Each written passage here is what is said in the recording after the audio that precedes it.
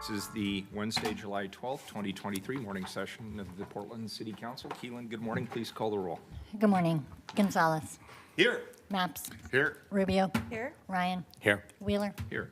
Now we'll hear from legal counsel on the rules of order and decorum. Good morning. Good morning. Welcome to the Portland City Council. To testify before council in person or virtually, you must sign up in advance on the council agenda at portland.gov/council/agenda. Information on engaging with City Council can be found on the council clerk's webpage. The presiding officer preserves order and decorum during City Council meetings. The presiding officer determines the length of testimony. Individuals generally have 3 minutes to testify, unless otherwise stated. A timer will indicate when your time is done.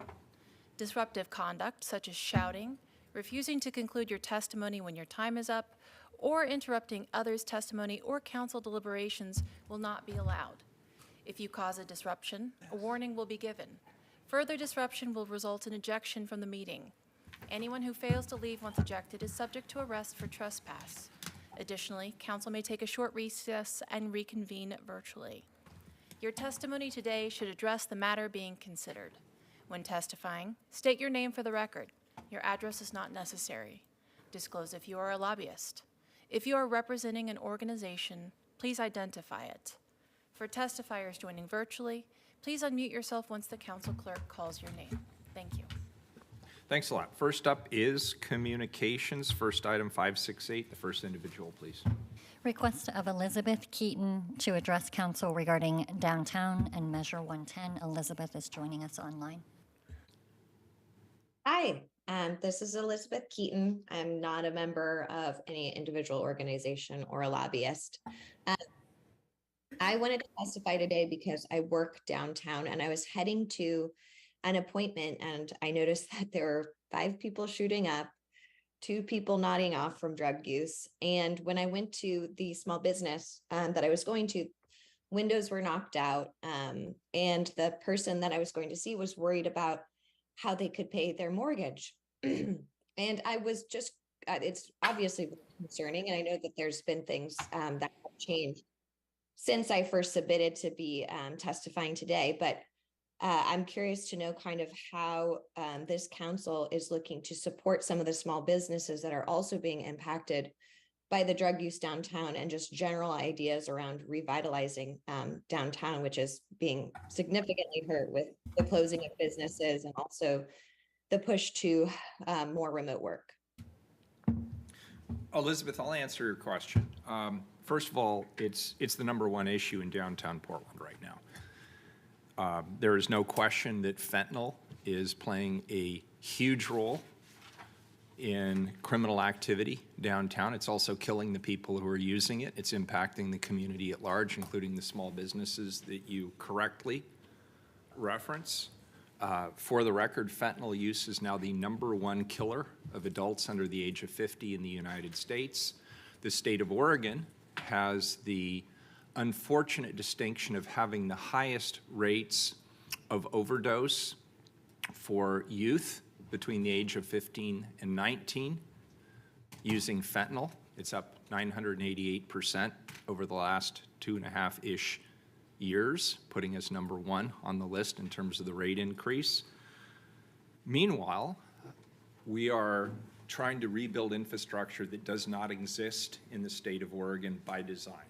And this sounds harsh when I say this, but I'm old enough now that I'm just going to say what's on my mind, which is we intentionally do not have a behavioral health system of consequence in the state of Oregon. It is by design.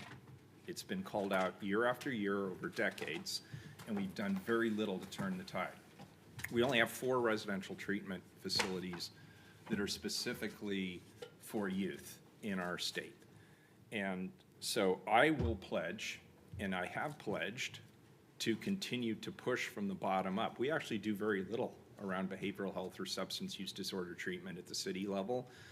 But you know, I want to thank my colleagues. I feel like we've been front and center in really pushing this state to take action and do more. With regard to criminal activity on the streets, we've increased the number of patrols particularly in the downtown area, but not exclusively. We've had our 90-day resets where we do intensive intervention. We work one-on-one with many business owners and operators in order to address issues specific to their street fronts or their blocks or their local area. We work with the local Chamber of Commerce on a myriad of strategies. You may recall that I was going to bring forward an ordinance a couple of weeks ago to make it illegal to use any drugs openly on the streets of our city. And I withdrew it because, frankly, the legislature in the 11th hour passed a much better statute. We could only, under state law, we're not allowed to make it illegal for people to possess drugs anymore, under Measure 110, any more than we can make it illegal for people to possess alcohol. So we could only go to a use statute. That's what we felt legally we could potentially do, and I stress potentially. We would have been legally challenged and possibly, maybe even likely overturned. But fortunately, at the end, the legislature passed a bill, a law, that allows us to enforce possession, which is actually a lower threshold. So it's a better bill. So I withdrew mine in favor of the better legislation passed by the legislature. We will continue to recruit more police officers. I'm pleased to say that, we like to talk about everything that's going wrong in the city of Portland, but actually nationally we're a bright spot in terms of recruiting officers. We were successful in convincing the legislature to increase funding for training academies, which are required at the state level. So we're expecting the backlog of new recruits to dissipate over the coming months as those new training academies come to the fore. But I want you to know this. I take this very, very seriously, and I know my colleagues do too. Safety is issue number one. It is our number one concern right now in the central city. People write about it, talk about it, think about it obsessively, rightfully so. And it's our job and nobody else's job to do something about it. So that's what we're doing, and every one of us here at the podium is working on this important issue in one way or the other. But I just want you to know you've hit center of target in terms of what I care about, what I'm spending my time on. So thank you for your testimony. Thank you. Thank you. Next individual, please. Item 569, request of Marianne Schwab to address council regarding ability to reach city staff by phone or walk-in. Good morning, Marianne. It's good to see you.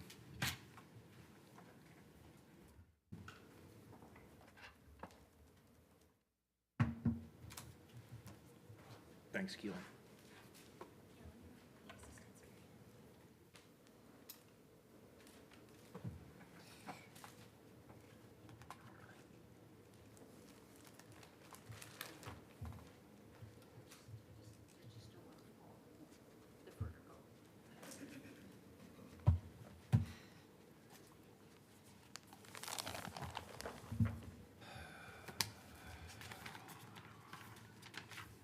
Good morning. Good morning, Marianne.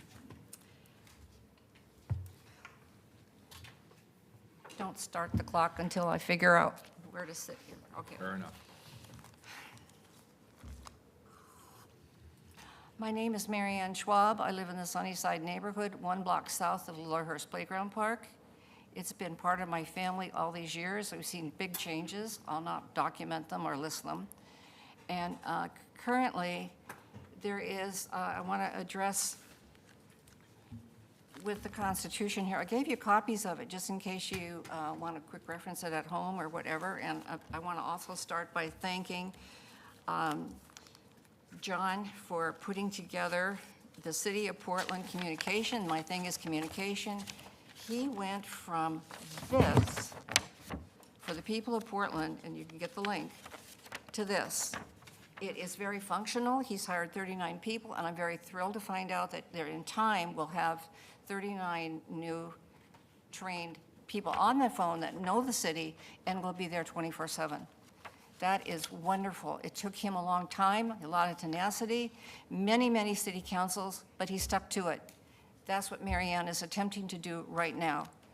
I'm here to petition the government regarding readdressing grievances with the Park Bureau and also with Lawhurst Park. and Wymo Community Center. We have been many, many years in queue waiting for the Parks Bureau to come to available resources. That high school closed in 1996. My son was the last year there. Jimmy Carter was here. We have a lot of wonderful history. And as hard as we work to use the top stories of that building for condos, to rent them, pay for the maintenance of the park, we got nowhere. I went down to Multnomah County and I checked every lot at that turn of the century, which one was donated in perpetuity. The only one was the parking lot in front of the building. So that's number one, is the plans are done. I've been here before, six years before the park levy had passed. And Nick Fish says, Mary Ann, we can't talk about that pool until we finish the levy. Well, here we are again, another city council, so busy with our city being torn apart, burned for 100 days, I can't even go there. And where is that on our list? At what point will that serve 30,000 families? And that's a stat from the Housing Bureau of the people that have moved in. So I want to know if we could please pay attention to that as a high priority. And the second one is Lorhurst Park at the turn of the century. The Elms Brothers, who designed the parks in Washington, D.C., I want you to know that they designed ours, and they didn't finish it. I've been here before talking about that. I've had the plans here. We studied it. I was on a committee. Dan Salzman took half our money away. Our plans are done, but they were never finished. That park is not finished. There's supposed to be a waterway down to the west end of the park. So my coming here today, this is going to be up to the next generation. I'm done. I'm not coming into this building anymore. I am finished wasting my time trying to be heard in this room respectfully. And the last thing, the Westmoreland Golf Course, I've seen plans on paper. They want to put housing over there. Oh, it costs too much money to fix the grounds. Do they lower the price so the retirees can even do a half a course? No. Everything is dollars and cents. And as a dollars and cents, my property taxes went up $720 to clean up the messes that are left by people in our parks and on our streets. Thank you. And Thank you. in passing, why can't we go back to and readdress some job skills for our people? We have a huge, huge restaurant in their kitchen. We could train people to be professional cooks in all your senior living. I'm not going to sell my house and eat kale and leftover tuna fish a week old and get sick and be forced to move. That's happened to a friend of mine. So let's rise up, regardless of our color, to help others. That's the end of my statement, and thank you for listening. Mary Ann, thank you. And this council supports the Bybee Lakes Treatment Center. We actually allocated. I can't hear you. The council supports the Bybee Lake Treatment Center. You held up the shirt with Bybee Lakes. I just want you to know, we've supported it. We continue to support it. It's a great program. I'm aware of it, but people don't even know it's there. They don't want to go because they want to give them drugs. Some idiot wanted to call it mental health and give them more drugs. We're going to get even more people here. We're in the #1 service of that industry. Well, weirdly enough, we agree, so I do hope you will come back. Thank you, Mary Ann. It's good to see you. Thank you. No commitment yet about my swimming pool and Lorhurst Park. That's up to Mr. Dan yeah, Ryan. I don't know much about But he's so busy getting the kids back in the park. I applaud you for that. To actually see children and families back in Lorhurst Park is a joy to me, and to hear their voices. And the activities we have planned, everything was shut down for way too long. I do appreciate what you're doing out in the community. We see you, we can talk to you. I appreciate The rest of Mary you Ann. are busy reading books. And Jill from my staff is back there. Mary Ann, she wants to connect with you on the other matters you brought up. Thanks. Great. Thank you, Mary Ann. Have a good day. Next individual, please, 570, please. Request of Marcy Howell to address council regarding Forest Park Urban Biodiversity Reserve. Welcome. Thank you for being here.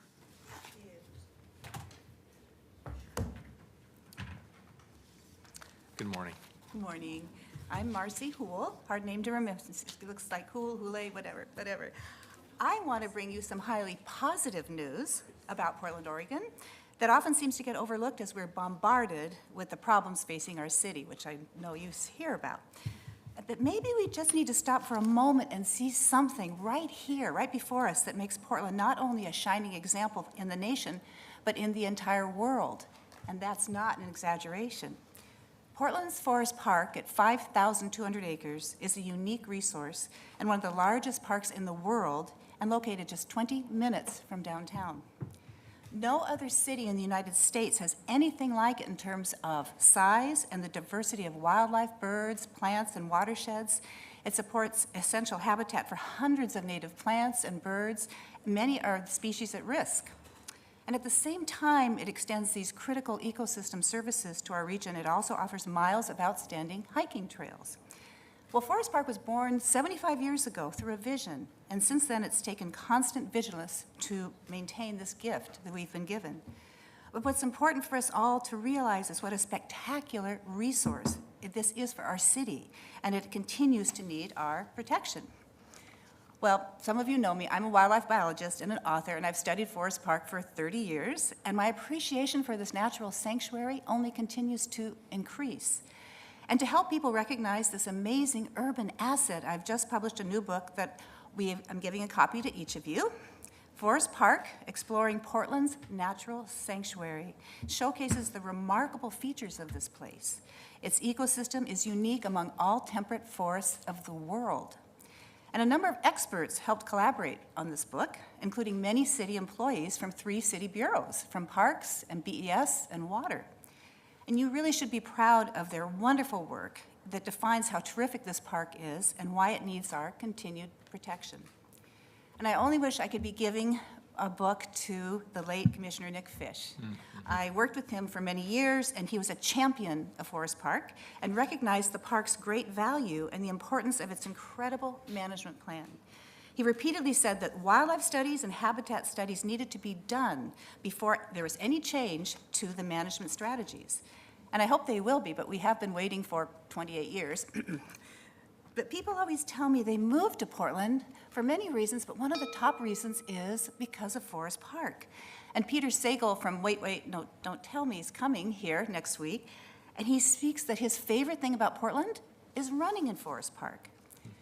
Well, my book also explains how Forest Park is an exciting model for an future urban biodiversity reserve, a concept that would recognize the park's scientific, natural, and cultural qualities.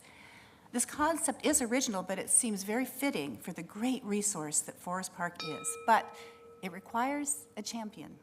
So I would ask each of you, is there one among you that could help carry this idea to reality and to highlight this great aspect of Portland that makes it stand head and shoulders among all other major cities in the nation? Thank Marcy, you. thank you. And it's great to see you here. It's nice to be back. There are a few people who have done as much as you have Oh. to highlight the importance of Forest Park and also educate all of us. Thank you. And year after year after year, you have not only advocated, I think you've done a really good job of encouraging enthusiasm and support for Thank the park. you. I was glad to see that you were going to be here today, so I could tell you that. You're just one of those incredible community assets, and I really appreciate you. And I want to thank you for what you're doing. And I'm excited that you've written a new book, and I cannot wait to read it. Thank you. And Thank once you. again, it's just wonderful to be here to see you and to encourage you about Forest Park and just be so proud of your city employees. They are so committed and they help so much. And They do. And Forest Park, as you have indicated many, many times, is a unique asset. There's always a little bit of a debate amongst cities, but I am confident that it is the largest forested, fully encompassed park in a city in the United States of America. And the fact that you can walk a few minutes from the downtown core and be in what is effectively a wilderness area is remarkable. And as you know, the ecosystems vary depending upon where you are in the park. So you can go back on multiple days and see completely different ecosystems. And I learned that from you, actually. You were the one who gave me that insight all those many years ago, and we had the Friends of Forest Park and whatnot. But I just, at a time when we are very, very critical of ourselves and our community, because we all want better for it, you remind us that we have these rare and unique and irreplaceable assets that make Portland truly special. And I just want to thank you for your continued leadership. Well, thank you so much. I'm a lifelong Portlander. I love this place, and Forest Park is a jewel, and you know, and I'm so happy to introduce some of you who may not know it. Come take a hike with me. All right. And Real be in quick, shape as a when you Parks do. Commissioner, it's nice to meet you. Nice to meet And I you. appreciate you bringing the book. great. I also appreciate you raising this concern. It's obviously a very treasured asset of Parks Bureau. I'm curious, whom in the Parks Bureau do you have frequent communication with? Kendra Peterson Morgan, she's the natural Great. supervisor. That's good to know. Yeah, yeah. And many in Parks were helpful, some of the experts. Yeah. So, As you know, commissioners come in and they're like a chair of the board. They have to Yeah, focus yeah. on strategies and alarms. Yes. And so it always helps when we're rooted in what Yes. our true assets are. Jill and my team is out there, and if you'd like to connect with her so we could follow up on what you're saying, that'd be all helpful. right. Well, thank you so much for this opportunity. It's Yeah. good to see you all Yeah, it's good to again. see you. Thank Thanks for coming in. Thank We you. appreciate it. Next individual, please, Patrick Reynolds. Item 571, request of Patrick Reynolds to address council regarding criminal activity in the Hollywood East Building. Patrick is joining us online. Welcome, Patrick. Welcome. Good to be here. Thank you for giving me the chance to speak with you today. This is my first city council meeting. My name is Patrick Reynolds, and I would like to bring attention to a serious matter involving widespread crime that has been occurring for several years in the Hollywood East Building, which is a 14-story Section 8 apartment complex located at 4400 Northeast Broadway. I've lived directly across the street from the building since 2021. Every day I witness residents of the Hollywood East Building using drugs in the yard, garden, surrounding sidewalk, and inside vehicles parked around the building. On multiple occasions, I have also witnessed residents selling and distributing narcotics to people on the street. My neighbors and I have seen people park near the building, fill their pockets and backpacks full of narcotics, and enter the building several times a day, sometimes with weapons. Residents have said that the top floor of the building houses many drug dealers, and from that vantage point, they are able to monitor the entire neighborhood. Some aggressive dealers have taken to patrolling the street around the building and have tried to intimidate me as I'm out walking around by telling me that they are watching me. When the building first opened, the residents were a protected population, mostly elderly and or disabled individuals that had to pass a background check to move in. About 8 years later, the building became a low barrier Section 8 housing, and Home Forward Property Management, whom owns and maintains the complex and has an office inside the building, began housing drug addicts and active felons among the vulnerable residents who didn't have to pass the same background checks, with no wraparound services and no accountability. Residents have described a systemic caregiver scam going on inside the complex, where the homeless addicts are being placed with senior and disabled residents by drug, sex, and labor traffickers who have led to widespread exploitation of the vulnerable residents. These traffickers place a self-identified caregiver, not a licensed one, in an apartment with a disabled resident, and they are helped by these caregivers to manage their resources. Residents are given ketamine, fentanyl, or some other opioid, and eventually the caregiver becomes the means for the traffickers to access the resident's apartment, possessions, bank account, as well as cash their disability checks. Typically, when a tenant passes away, it is common for their apartments to be broken into and looted. My neighbors and I have contacted the manager of the building several times, letting them know that what we have seen on the street. On May 31st, we got a response from one of the regional property managers at Home Forward, and she stated, as for the drug dealing you mentioned, we would have to have solid evidence to enforce the lease. We do have 24-hour security located in the building, and they do walk the grounds. I would continue reaching out to law enforcement. However, according to residents, sometimes security does not even show up at all for days at a time because they are not getting consistently paid. Even when security is present, I have rarely seen them doing these walkarounds, and they are never visible after dark. I make 2 or 3 calls a day to police non-emergency and 911 to report the activity that I see. According to police, between 2022 and 2023, over 500 calls to 911 were made from the building. It is appalling that Home Forward, a company that receives federal, state, and city funding, has allowed the building and the surrounding street area to devolve into such chaos.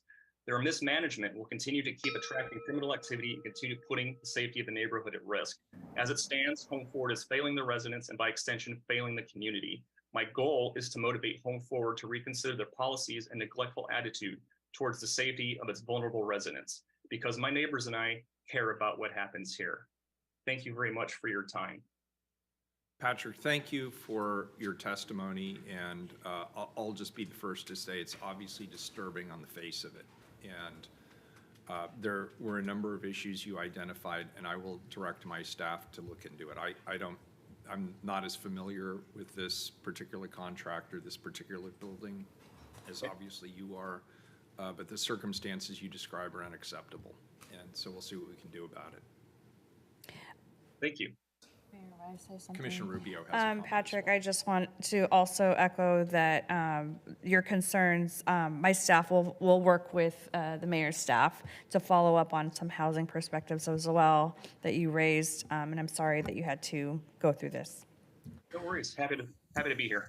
Sure. And Mr. Mayor, Yeah, colleagues, Commissioner Maps. if I could weigh in here, one city resource that I think might be appropriate for this would be our crime prevention program. These are community organizers who go into spaces like this and help residents develop safety strategies. I know that they have been in, they've worked with Home Forward Properties in the past. That might be a logical first place to start. Patrick, thank you for your testimony today, and we feel your pain on this one. I appreciate it. Thank you. Thank you. All right, that completes communications. Have any items been pulled off the consent agenda, Keelan? No items have been pulled. Please call the roll. Gonzalez. Aye. Maps. Aye. Rubio. Aye. Ryan. Aye. Wheeler. Aye. Consent agenda is adopted. First time certain item. Item number 572, please. Proclaim July 12th, 2023 to be Stephen Zipperich Day of Appreciation. All right, our first time certain item this morning is a proclamation recognizing July 12th as Stephen Zipperich Day of Appreciation. I'd like to pass this over to Commissioner Gonzalez. Well, thank you so much for joining us today. As the Commissioner in charge of the Bureau of Emergency Communications, I'm honored to proclaim this day, July 12th, to be Stephen Zipperich Day of Appreciation in Portland for his honor as North America's Dispatcher of the Year.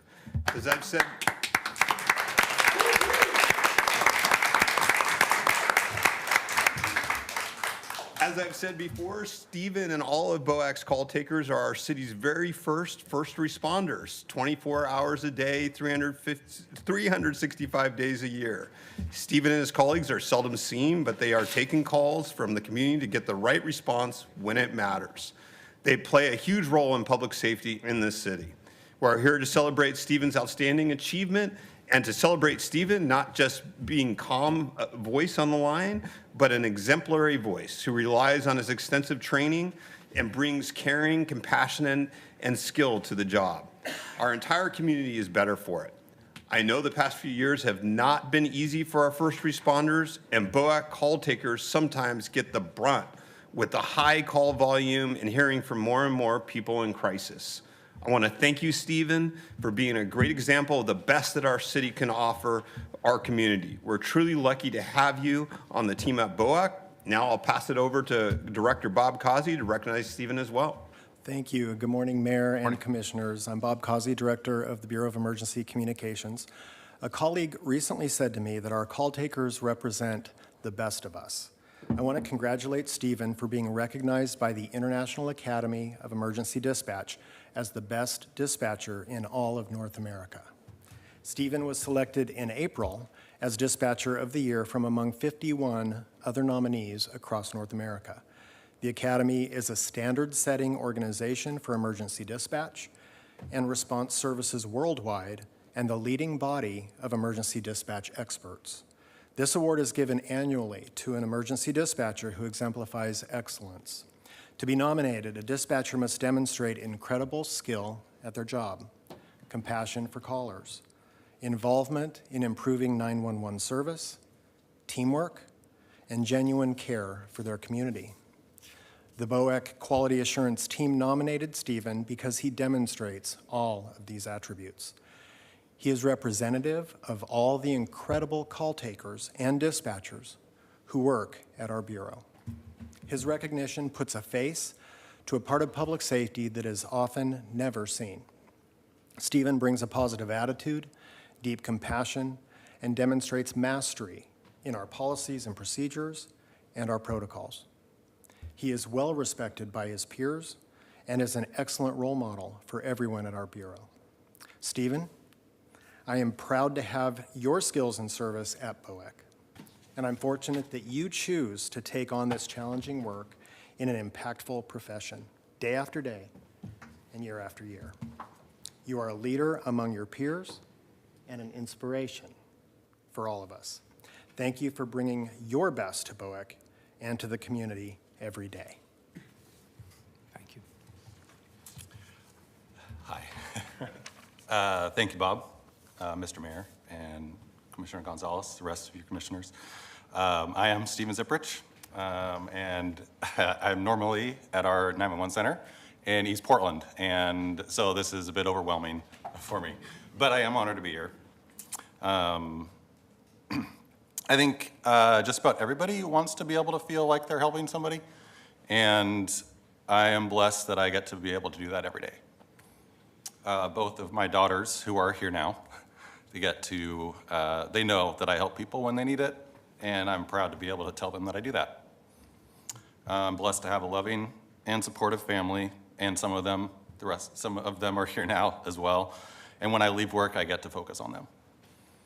It means a lot to me to have been chosen as Dispatcher of the Year. I was honored to have been nominated, and more so that I was picked. It's rewarding for me to know that I get to help people every day. Thank you. And I know my colleagues have some comments they'd like to make as well. Commissioner Rubio, you're first up. Thank you, Mayor, and thank you, Commissioner Gonzalez, for bringing this forward and for setting up this proclamation. Stephen, I know your family and friends are so proud of you, and they've given you lots of congratulations about this impressive award. And I just want to not only add to my congratulations to that, but express how deeply grateful we are as a city that you're here. The work you do is a lifeline to people on possibly their very worst days of their lives. And in the moments that mattered, you demonstrated compassion, you demonstrated deep skill and calm under pressure, but also strength of character, which is very important in these situations when people are really holding on to that lifeline. I want to thank you personally for the work that you do and for choosing to work in our city. We're very, very proud to have you here. I also want to recognize that as a dispatcher, you're exposed to daily trauma, and I think that's something that the public doesn't really recognize day in and day out, and multiple traumas at that. And you continue to do the work with your heart and handled yourself as stewards of dignity and compassion and calm. So just want to lift that up, and you absolutely deserve this recognition today, and I'm so thrilled that we're here celebrating this moment with you and your family. Congratulations. Thank you. Thank you, Commissioner. Commissioner Mapps. Colleagues, Bob, Stephen, congratulations on this incredible achievement, and thank you so much for everything that you do for the city of Portland. I want to say I am delighted to join this council in proclaiming July 12, 2023 to be Stephen Zipperich Day of Appreciation. Now, as we all know, Zipperich is a senior call taker and dispatcher at the Bureau of Emergency Communications, and as we heard, this year, the International Academies of Emergency Dispatch honored Zipperich as North America's 911 Dispatcher of the Year. That is a remarkable achievement. I will tell you, there are over 65,000 911 emergency dispatchers in the United States, and a rise to the top of that mountain is an incredible achievement. I am impressed by this achievement, but I will tell you, I am not surprised. As I think most people in this room know, for my first 2 years on this council, I had the honor to serve as the commissioner in charge of the Bureau of Emergency Communications. There, I saw the critical role our emergency communications operators play in delivering public safety services to those who live, work, and play in the Portland metro area. Our 911 dispatchers are our city's first first responders. Our 911 dispatchers work 24 hours a day, 7 days a week, 365 days a year. Our 911 dispatchers respond to about 1 million calls a year. That is just astounding if you think about it. And I will tell you something because I've seen it with my own eyes. Many of those calls represent pleas for help from people who are in the middle of the worst day of their lives. And even in those darkest hours, our staff at 911 always step up, lean in, and come through for the people of Portland, which is why I'm glad to have this opportunity to thank Stephen and our entire 911 team for their service to our city. In addition, I want to congratulate all of our 911 operators, Director Causey and Commissioner Gonzalez, for bringing down call wait times at 911 and bringing them down dramatically. I'll tell you, in the past year, it looks to me like our BOIC operators got 28% faster at responding to our community's 911 calls. That is amazing. I could not be prouder of Portland's first responders, which is why I am delighted to join this council in proclaiming July 12, 2023 to be Stephen Zipperich Day of Appreciation. Thank you so much, Stephen. So we appreciate you. Thanks, Commissioner. Commissioner Ryan. Yeah, thank you. Stephen, I'll join the fan club here and just say thank you for exemplifying what a 911 dispatcher can be. Dr. Causey, you said it best. Director, sorry, I just called you doctor. That's not so bad. Stephen represents the face of public safety that's seldom seen. Well, Stephen, you're being seen, and you actually said it's kind of overwhelming, and I believe you. In fact, your humility is very beautiful to witness. And I gotta say, your children, I'm gonna guess your wife, your parents, they're so happy and proud. They were doing this silent clap. It was really adorable. You can do a real clap soon, okay? Anyway, good things truly do happen to good people. The city of Portland's really lucky to have you. So I joined Commissioner Gonzalez, the mayor, and all of Portland to say, Stephen Zipperich, you are appreciated. Thank you. So I'll chime in as well before I turn this over to Commissioner Gonzalez. Let me just say thank you. And I am mindful that your family's here, so I will speak in a little bit of code here. But what I've heard from dispatchers is this is a job that takes a little piece of you every day. And it's hard not to take it home with you. And I completely understand that. I want you to know that, and I really respect the work you do. I also just want to call this out. I was reading through the notes here, and it says that when they were bestowing this rightfully deserved honor upon you, they singled you out for a call in which you helped save a suicidal woman who had intentionally overdosed, and yet she called for help. And you handled it really, really well. I can't even imagine what's that like. So can I just ask you, what's that like when you're on the phone and you realize you are the lifeline and it's up to you? How does that feel? Well, in the moment, I've had a lot of training. I've been working for BOIC for 10 years, so I've had a lot of calls, and as I take them, that person is my entire world in that moment. So I get to focus solely on them, and I have a whole lot of tools that I get to use. Yes, it is true. I have to multitask and do various things in a computer while I'm talking and whatnot. But that person is my world, and for that call went on for about 20 minutes. Normally it's about 3 minutes is probably an average time. So it's not that long that a person would normally be my world, but being able to, I try to maintain a mindset of compassion and empathy for whoever I talk to on the phone, because I don't know what that person is going through. And as Commissioner Rubio mentioned, a lot of these people are calling, I think it was Commissioner Rubio, forgive me if it was someone else, going through their worst day of their life. And so because of that, being able to maintain that compassion, that empathy, that they matter as a person and that they deserve the respect that I can give them. So Stephen, then, you saved this person's life after what it was undoubtedly a very stressful 20 minutes. And then what? And then another call Then comes another in? call. Then another call. And then another call. I will say that BOIC does have a peer support team. So in the times that we take calls like that, I don't remember, I remember taking the call, I don't remember what happened afterwards. But we do have the ability to talk to somebody to kind of get the emotions out, take advantage of that, and if we feel like we need it. And for any kind of call, we do encounter a lot of trauma on the phone, and being able to reach out to a peer support person and just be able to talk and say that it was really hard and have their support is very helpful. Thank you for being so open about that. I appreciate it, because I've often wondered, what is that actually like? Yeah. And what level of personal stress does that actually create? I really appreciate you saying that you can talk it through with some people and with your peers. And I want to acknowledge, while this award is you because of your specific actions as an individual, it reflects really, really well on all the callers, all the call center personnel. Yes.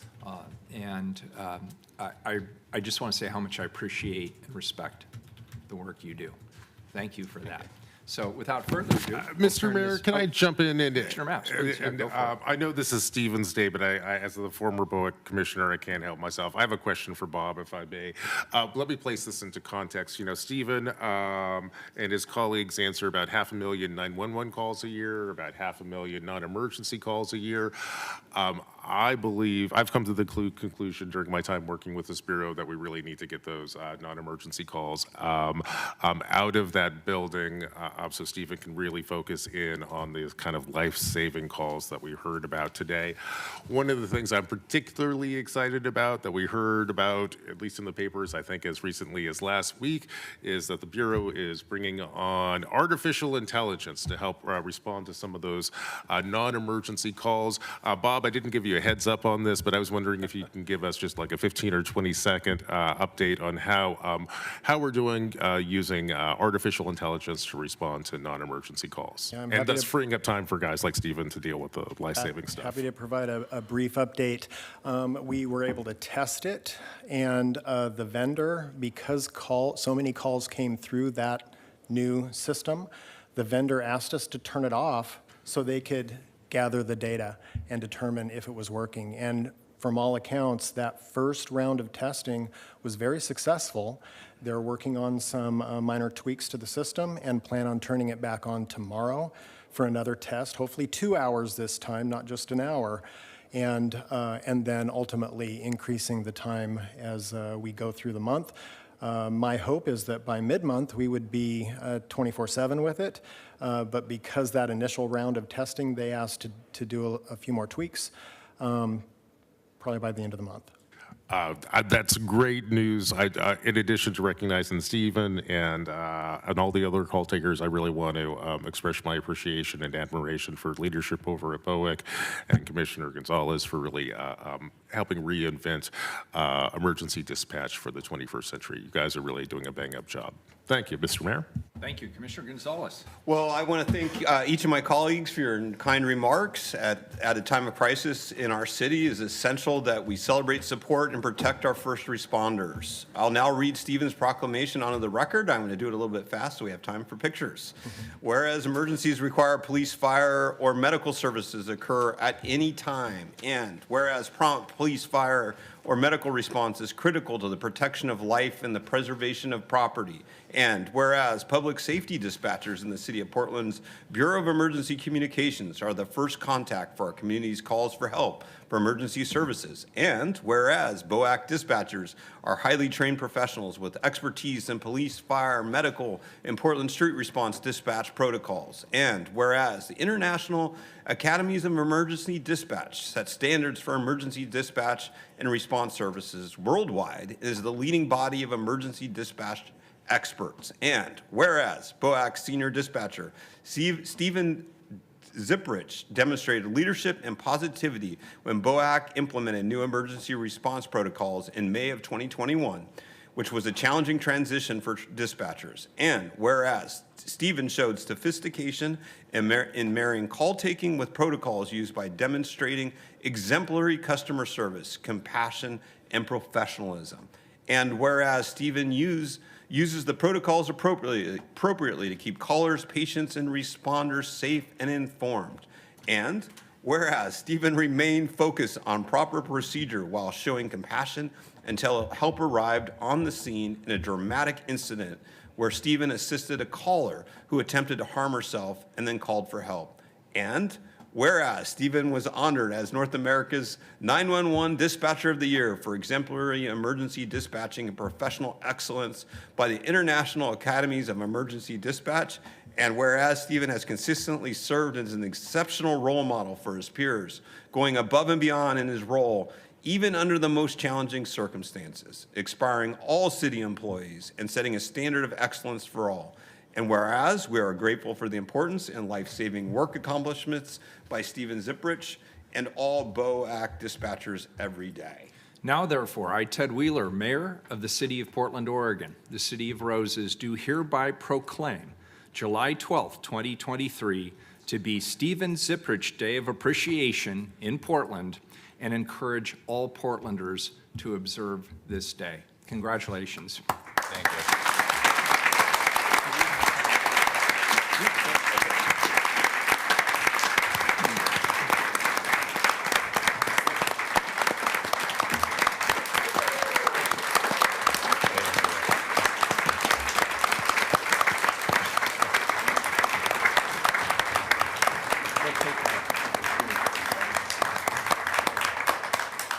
Family, come on up. We'll do a quick photo of that.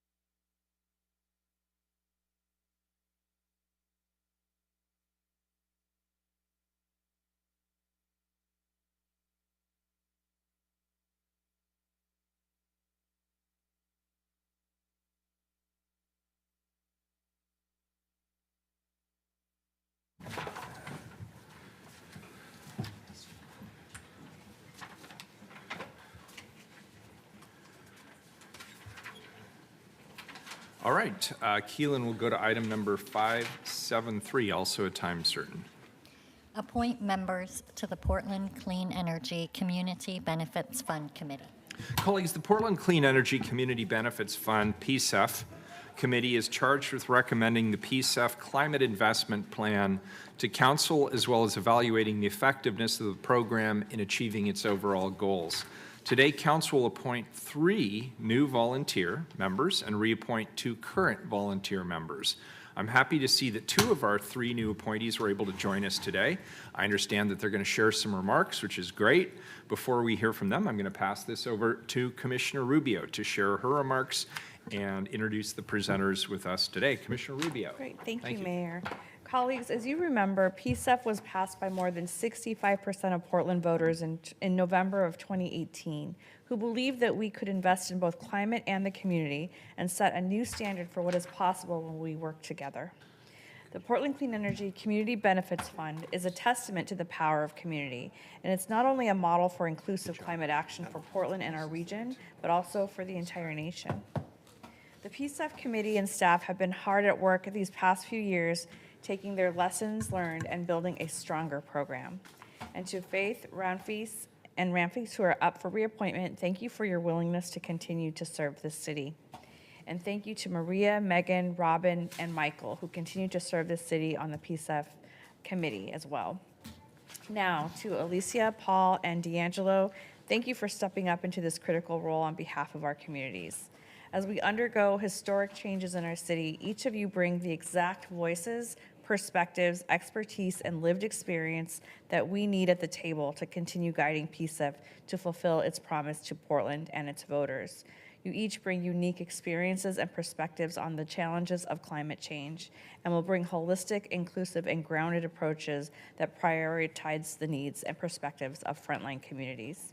As you begin your terms, the task ahead is critical, and I ask you for your commitment to this, or I thank you for your commitment to this community. So with that, I will pass it over to Sam Barrasso, Program Manager with the Portland Clean Energy Community Benefits Fund, to share a bit about the committee and introduce our candidates for appointment. Okay. Good morning, Mayor, Commissioners. For the record, my name is Sam Barrasso. I'm the Program Manager for the Portland Clean Energy Community Benefits Fund. I appreciate being here with you all this morning and following up on the agenda item just before. It's a pleasure to be here. I will briefly describe the role of the Portland Clean Energy Community Benefits Fund Committee and share about the recruitment process before introducing your new appointees, Alicia Chapman, Paul Lumley here with us in person today, and D'Angelo Moaning, who is online with us. First, the PSEF Committee, as the Commissioner shared, is a unique body that was designed by Measure 26-201 to bring community representation and expertise to provide oversight and support in the implementation of PSEF. The Portland Clean Energy Community Benefits Fund Committee has 5 primary roles. One, it's to adopt the methodologies to measure and track and report the effectiveness of PSEF to council and the public.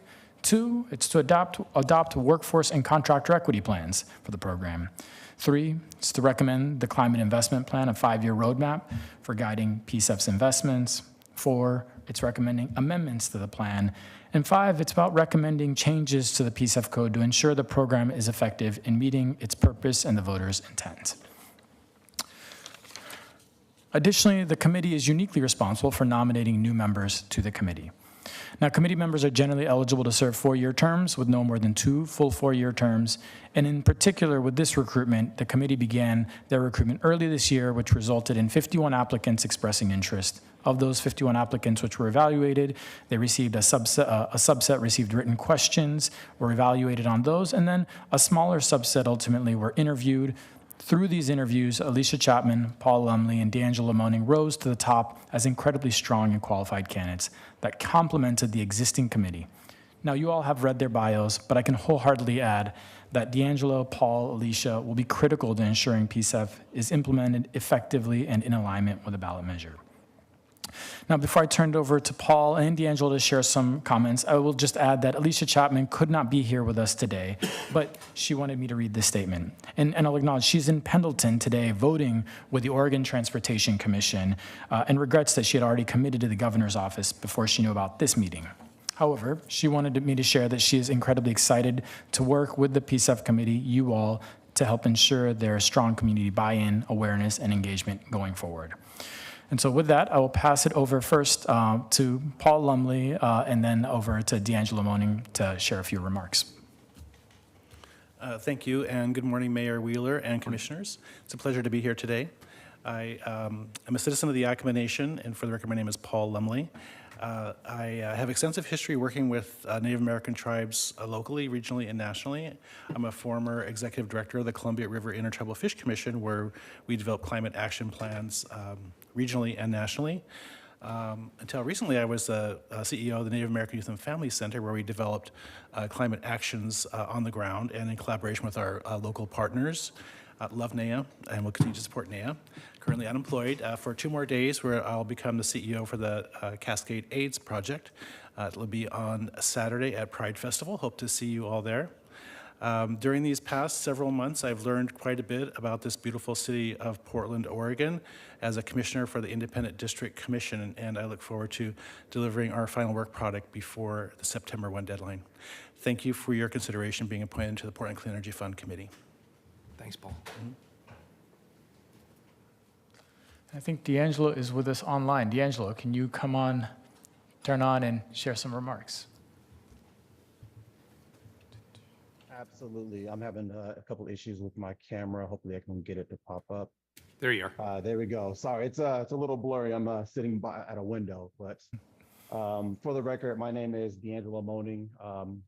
I'm honored to be here before you all today, City Council, as an appointee and representative for the Portland Clean Energy Fund.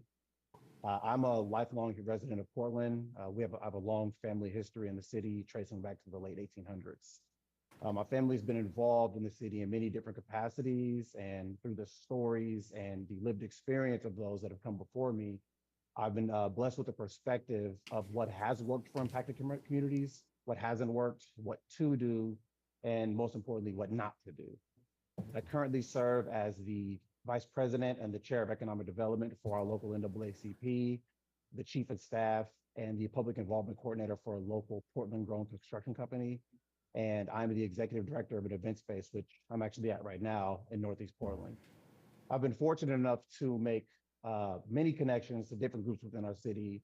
And having been a lifelong resident, I've been directly involved in or adjacent to many different initiatives to improve living conditions for our city's residents.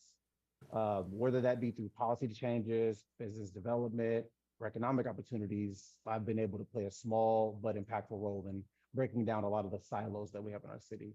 And so I'm honored to be considered for this appointment, and I'm excited and committed to bring these relationships and insights to the Portland Clean Energy Fund. Thank you. Thank you. Okay. And that completes the presentation? That completes the presentation. Very good.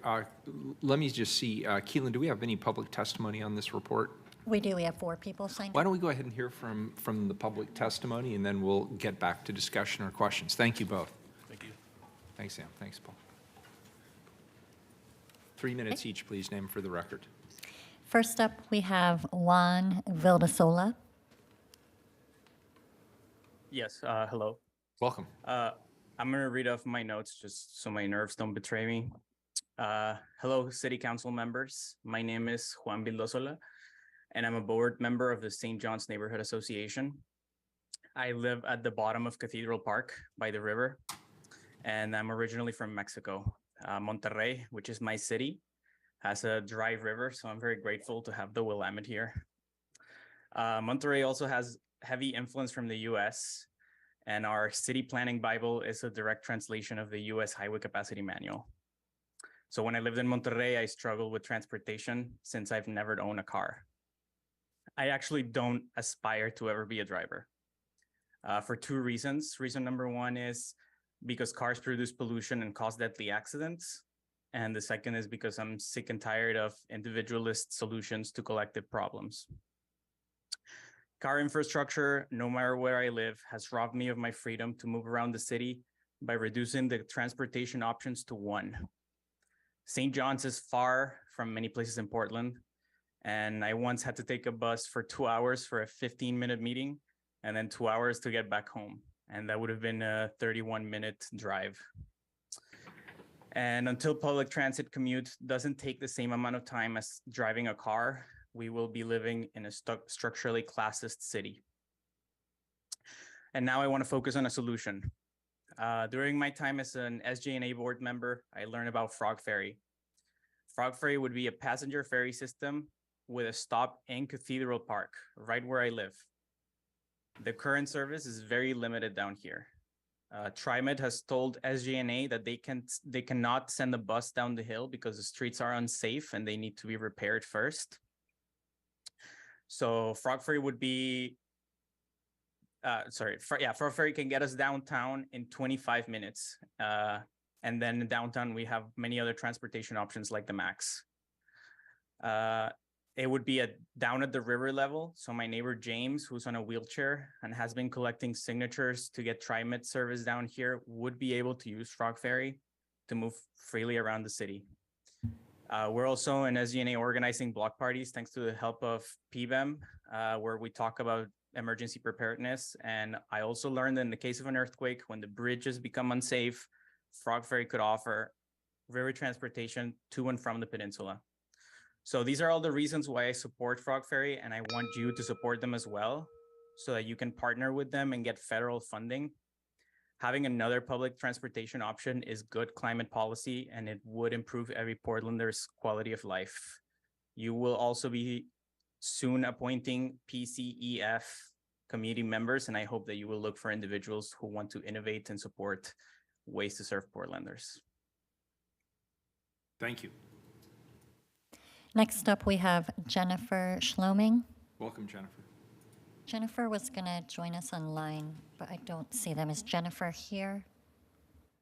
Okay, let's move on to Xavier Stickler. Xavier was going to join us in person. Is Xavier here?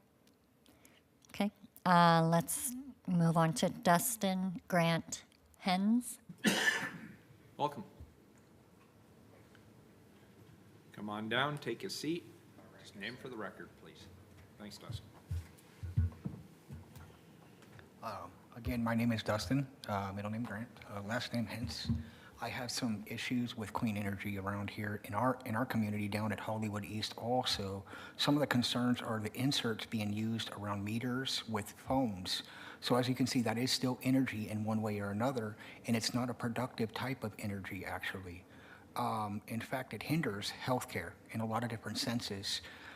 So I will be trying to get attention on that type of thing to help stop energy being used the wrong way, because there is a system down there that is on purposely using the wrong way. And so I believe that rap and music are involved in this type of wrongdoing. And so I'm trying to promote the clean energy, which also has to do with the artificial air also. So to me, I can definitely see that they are planning at points to not give people real clean oxygen levels also. And I've had the thought of writing on the outside of this to maybe possibly some of these board members or commission up here personally to try to stop some of this. But I, for one, support more trees for oxygen level also, and to let those trees grow forever, and to stop the cut down of Christmas trees to help sustain oxygen in our cities for a much longer period of time. You know, I know that takes funding, and then, you know, it's just a matter of getting a sustainable trees, and it really just stops crime all the way around. I mean, you can see the types of things. So this may be short, but I do appreciate, and I wanted to say that funding for our police is necessary, no matter if the rap on the side is trying to influence people to try to get them defunded. I truly believe we need the funding for our police. I know that may not be on this subject, but I'm dealing with that on an everyday basis. So thank you. Thank you for being here. Yeah, thank you. That completes testimony. All right, great. Colleagues, any further questions? And if there are no questions, I'll certainly entertain a motion to accept the report. So moved. Commissioner Mapps moves. Can I get a second, please? Second. Commissioner Rubio seconds. Any further discussion? Seeing none, please call the roll. Gonzalez. Aye for acceptance. Maps. I want to thank Alicia, Paul, and D'Angelo for agreeing to serve on this important committee. I vote aye. Rubio. Once again, I'd like to acknowledge and thank all the members of the PSEF committee, including our newly appointed and reappointed members that we're recognizing today. And to Paul, D'Angelo, and Alicia, I know that each of you will bring even more dimension and innovation to this work, and I look forward to see how you unfold in this committee. Thank you for your service, and I vote aye. Ryan. Yeah, I want to thank you, Sam. This reveals a lot of hustle on your part to successfully recruit such an esteemed group of leaders to join PSEF. Paul, really congratulations on yet another new role. You have quite a list of responsibilities that you're juggling right now. So thank you. The City of Portland's very grateful for your service, and congratulations on being the next leader at Cascade AIDS Project. D'Angelo, welcome, and your lived experience is needed and wanted. It's really important to have appointments from construction. Alicia as well. I look forward to the work being done by this capable committee. I vote aye. Wheeler. I want to first recognize Commissioner Rubio for her bold, strategic, and community-centered leadership. That has absolutely been instrumental in PSEF's ability to grow as well as evolve. She's improved the way that PSEF delivers climate and accountability as well as transparency while honoring the original spirit of the initiative. I want to thank you for your work, Commissioner, and for bringing forward what I think are really terrific PSEF appointees with incredibly diverse backgrounds and perspectives. I also want to thank the PSEF committee as well as the staff.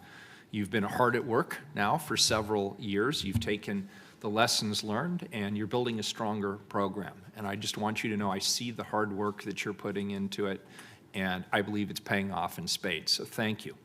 Finally, to our appointees, I want to congratulate and thank Paul Lumley, D'Angelo Moaning, Alicia Chapman for joining this committee. I know it's a lot of work. It's important work. We don't pay very well, but we're grateful that people of such caliber are willing to step forward and serve. I'd also like to applaud and thank Ron Fees Villatoro and Faith Graham for their continued service on this committee. Thank you. I appreciate each of you sharing your time and talent to serve our community. Your voices, your perspectives, your expertise, as well as the lived experience you bring better ensures that our city programs meet the needs of Portlanders. I'm very happy to vote aye. The report is accepted and the appointments are approved. Thank you. To the regular agenda, item number 579, please. Proclaim July 12th, 2023 to be the 40th anniversary of Portland Frontrunners. Our next item is a proclamation recognizing the 40th anniversary of Portland Frontrunners. I'll pass this to Commissioner Ryan, who will introduce the item. Commissioner Ryan. Thank you so much, Mayor. I want to first of all thank the good people of PDX Frontrunners for joining us today. It's an honor to address you all. And as an out LGBTQI plus elected official, this moment is especially sweet to celebrate. It's a remarkable milestone, 40th anniversary of Portland Frontrunners. Let's take a moment to recognize the extraordinary impact that the PDX Frontrunners have had on our community, not just the LGBTQI plus community, but the broader running community. From its humble beginnings 4 decades ago, PDX Frontrunners has grown into a vibrant and inclusive organization fostering a sense of community and healthy living. We must also acknowledge the tireless efforts of the volunteers, organizers, and participants who have contributed to the success and longevity of Frontrunners. I want to also pause and say, I'll never forget, in the late 70s, I heard about this book called The Frontrunner. And this is in the dark ages. And so I was in a bookstore and I was terrified to buy the book because I was a high school senior. And anyway, I got the book like 2 years later, and it was like the first book that you could read about the gay world, if you will. And I remember I had shame that I had to hide it before I'd read it. So we all know what kind of things you usually hide. It shouldn't be a novel. Anyway, so I assume your name could have come from that, but I'm going to learn more about it. Anyway, I'm going to bring up the good people from Portland Frontrunners, and please come forward. Welcome. Thank you. Thank you, Commissioner Dan Ryan, and thank you every other commissioner and Mayor Wheeler. I appreciate you recognizing us and having us here for our 40th anniversary.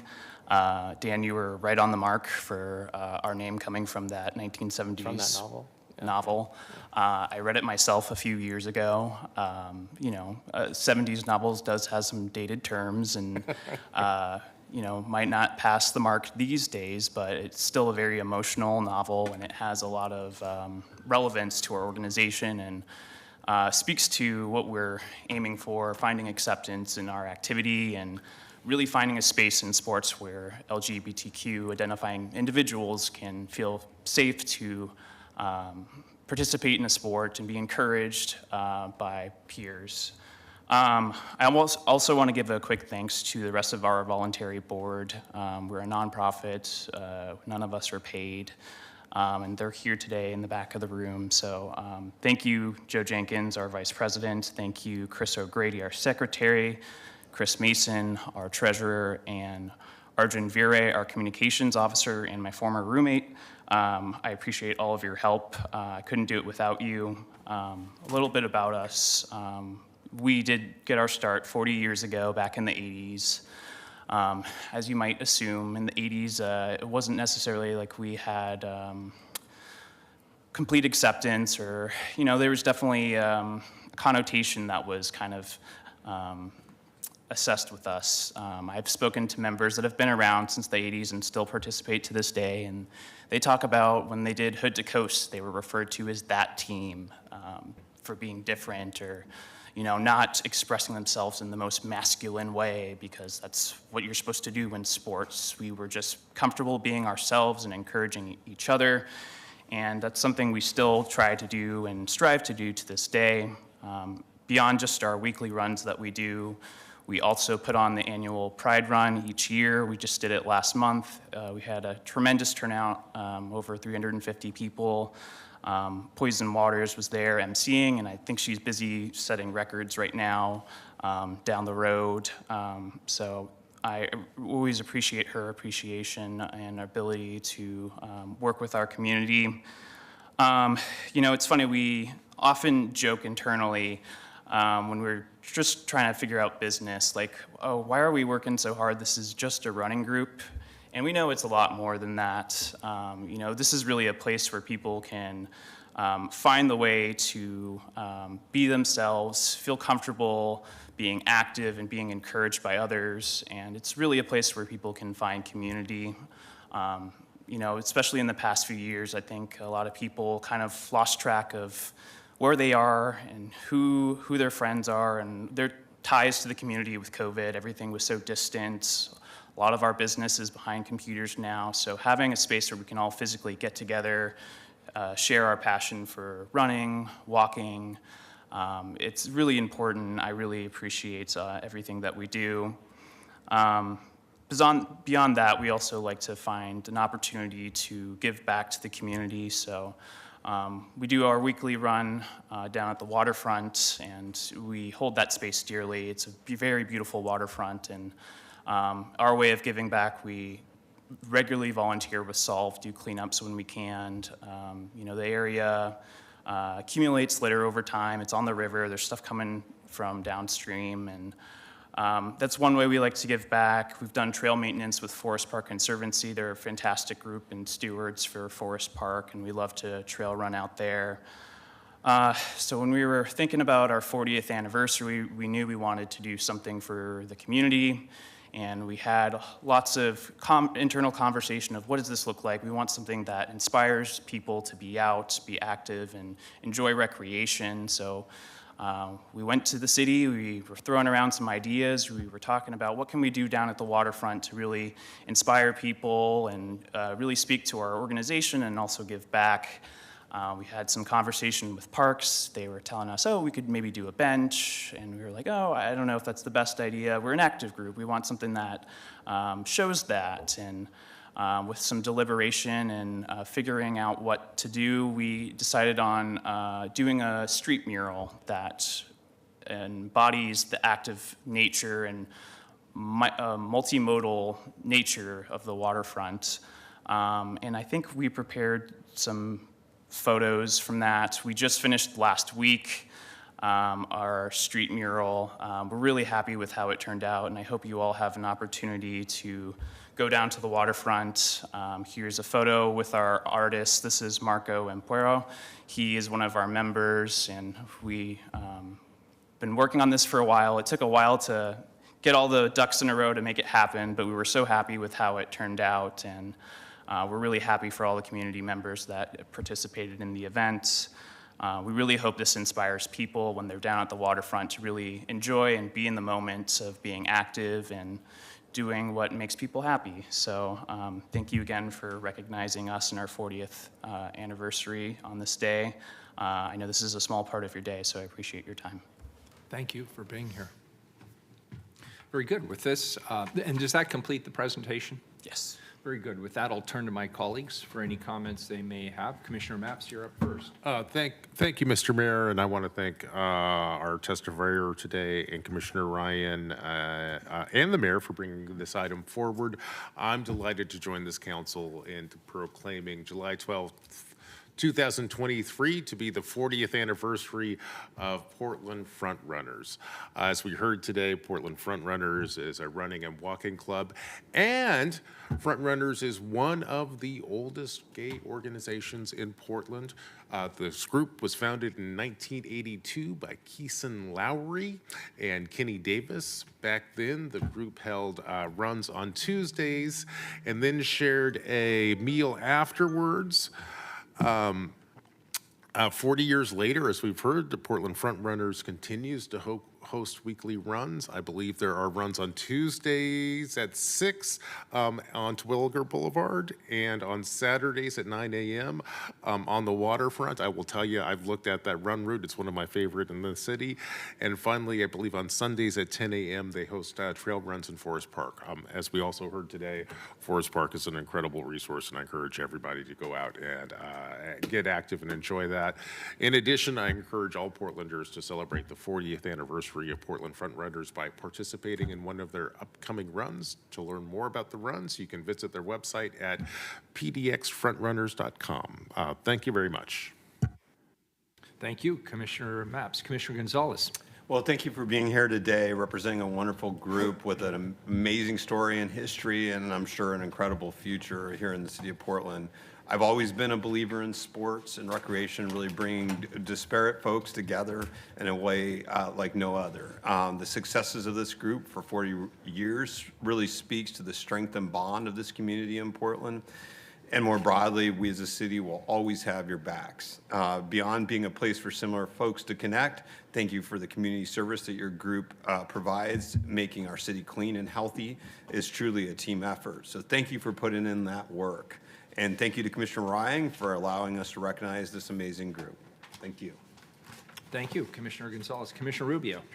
Thank you, Mayor. And I just want to also thank Commissioner Ryan for bringing this forward today.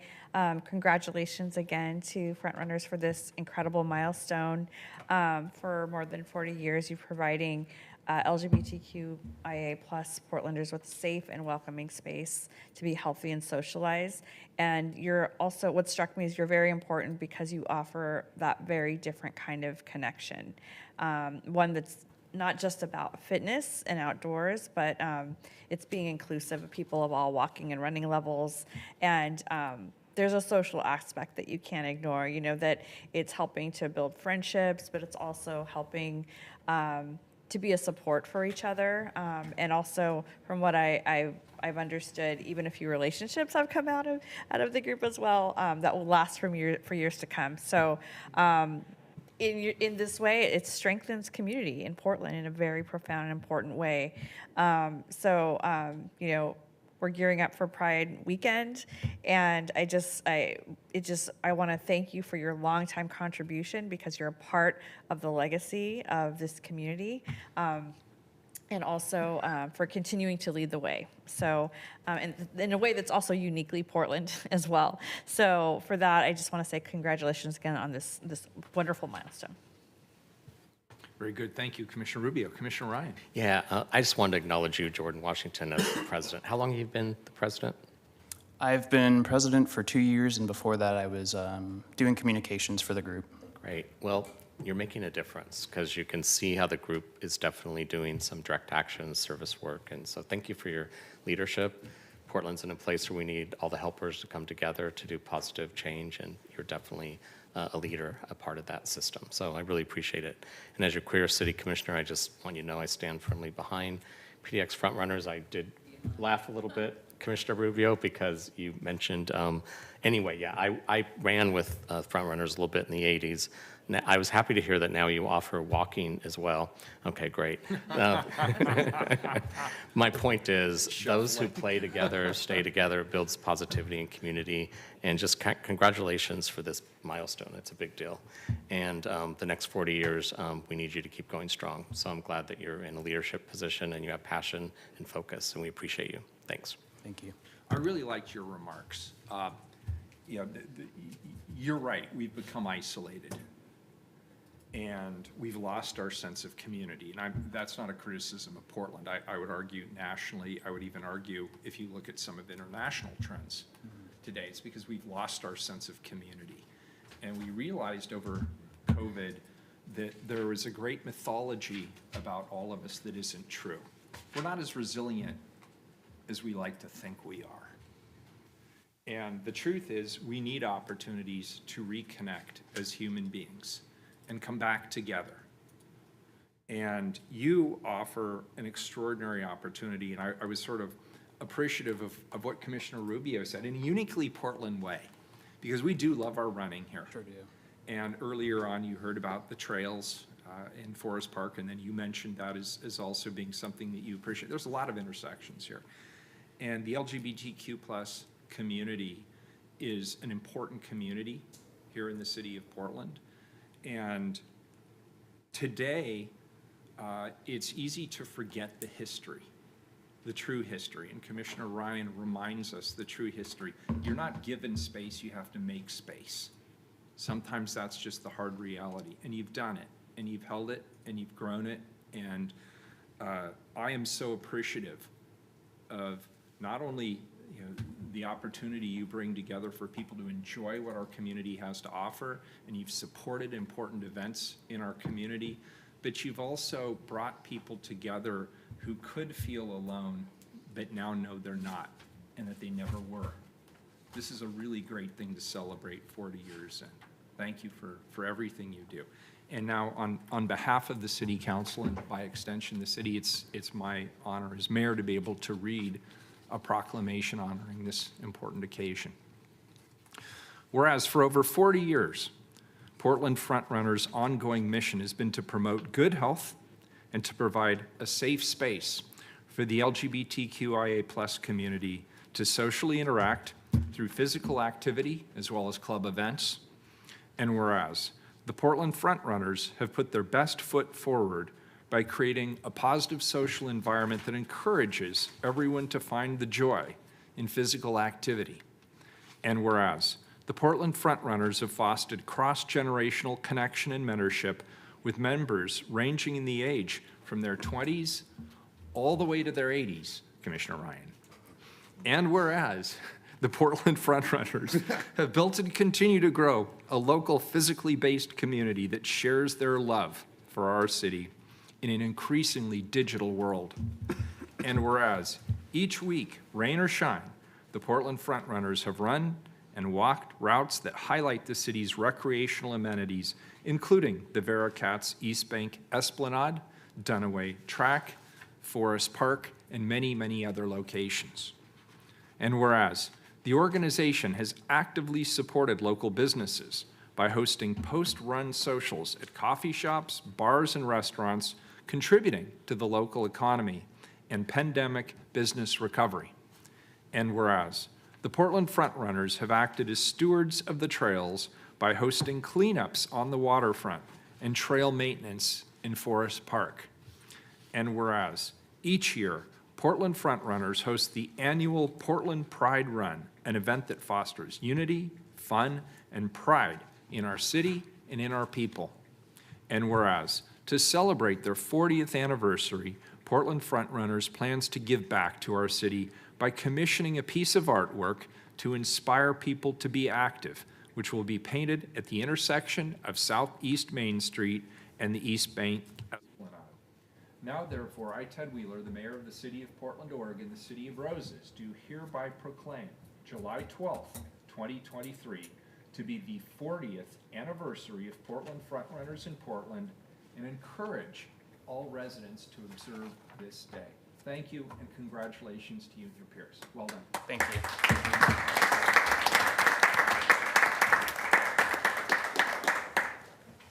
Thank you so much for being here. Of course.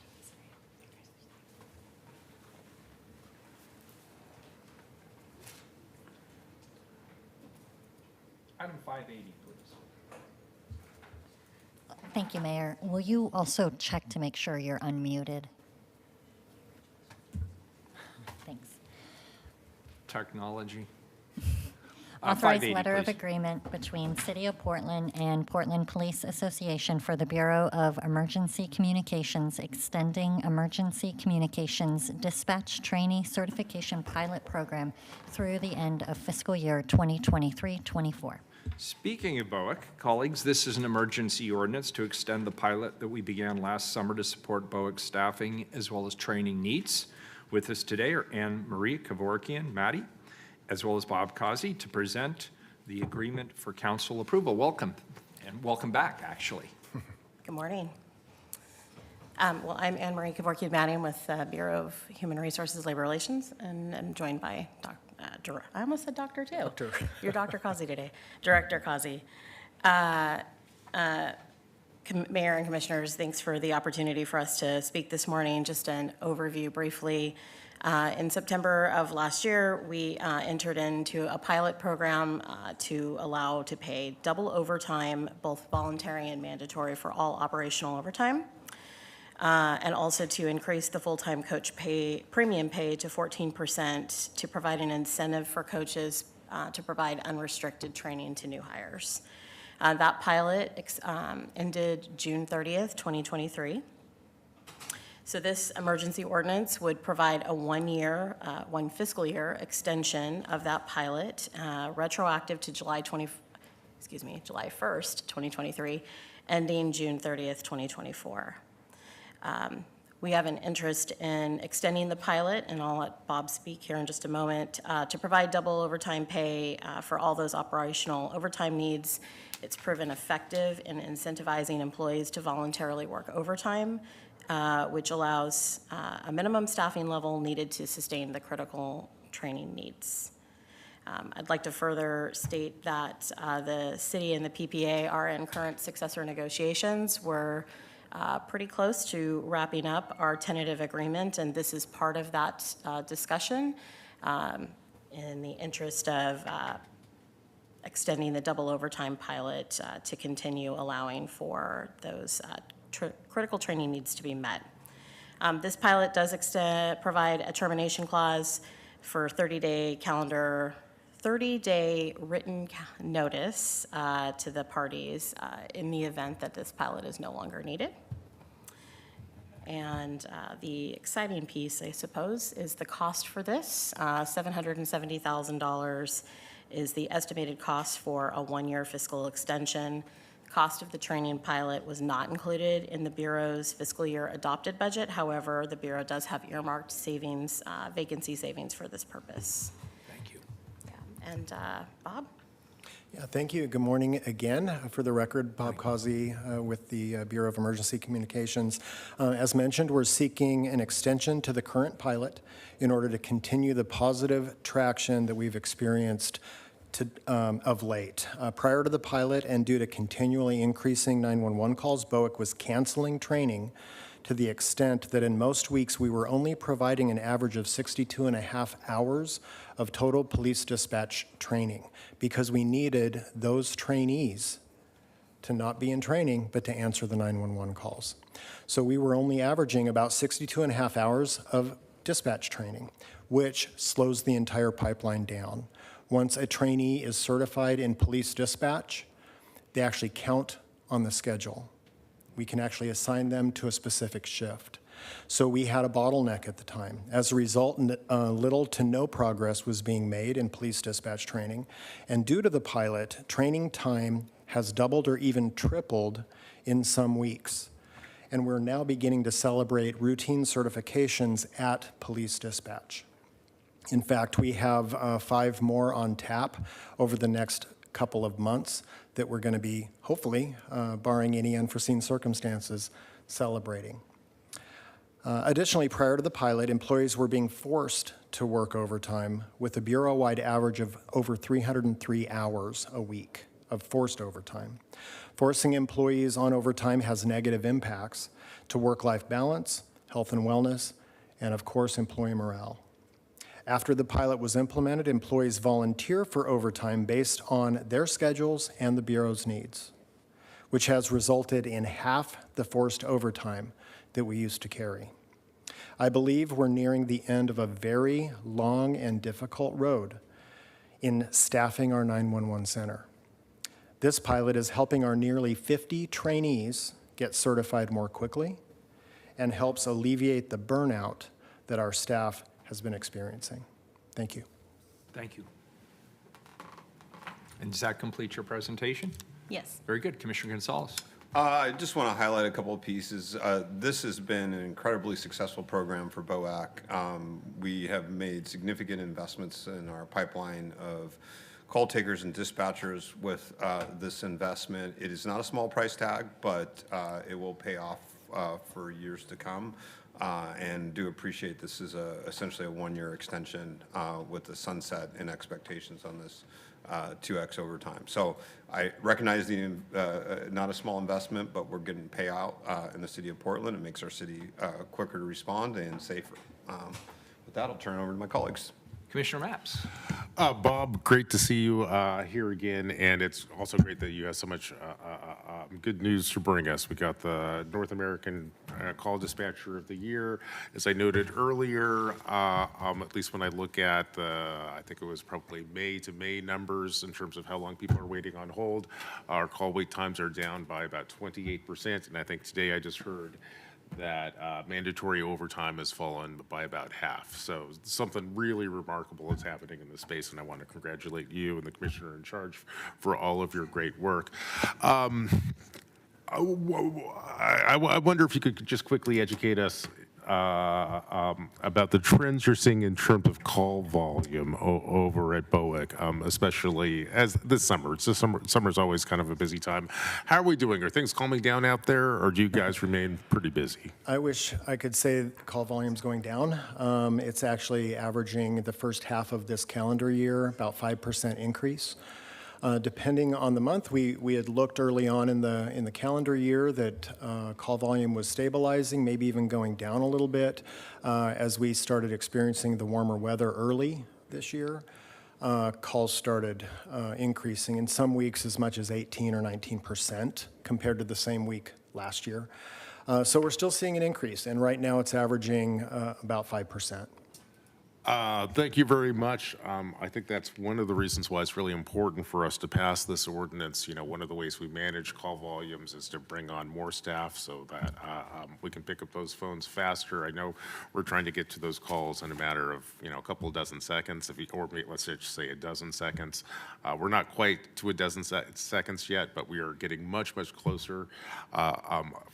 From everything I've seen in terms of cutting call wait times, to cutting mandatory overtime, to bringing on AI to answer our non-emergency calls, I get the impression this is a bureau heading in the right direction. So I'm really glad I'm going to vote yes on this, colleagues, and I just want to congratulate everyone who helped bring us to the place we are. Thank you. Commissioner Ryan. Yeah, thank you, Mayor.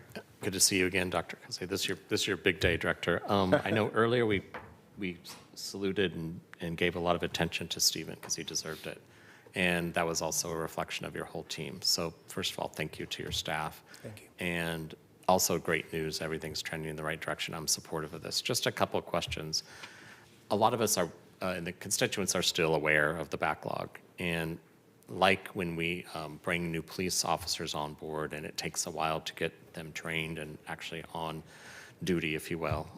How long does the training process take for 911? Yeah, it takes, once we onboard them, once they start the academy, about a year and a half to get them fully certified. But similar to police? Yeah, okay. It takes a long time. Once we get them certified in call taking, that takes around 6 months.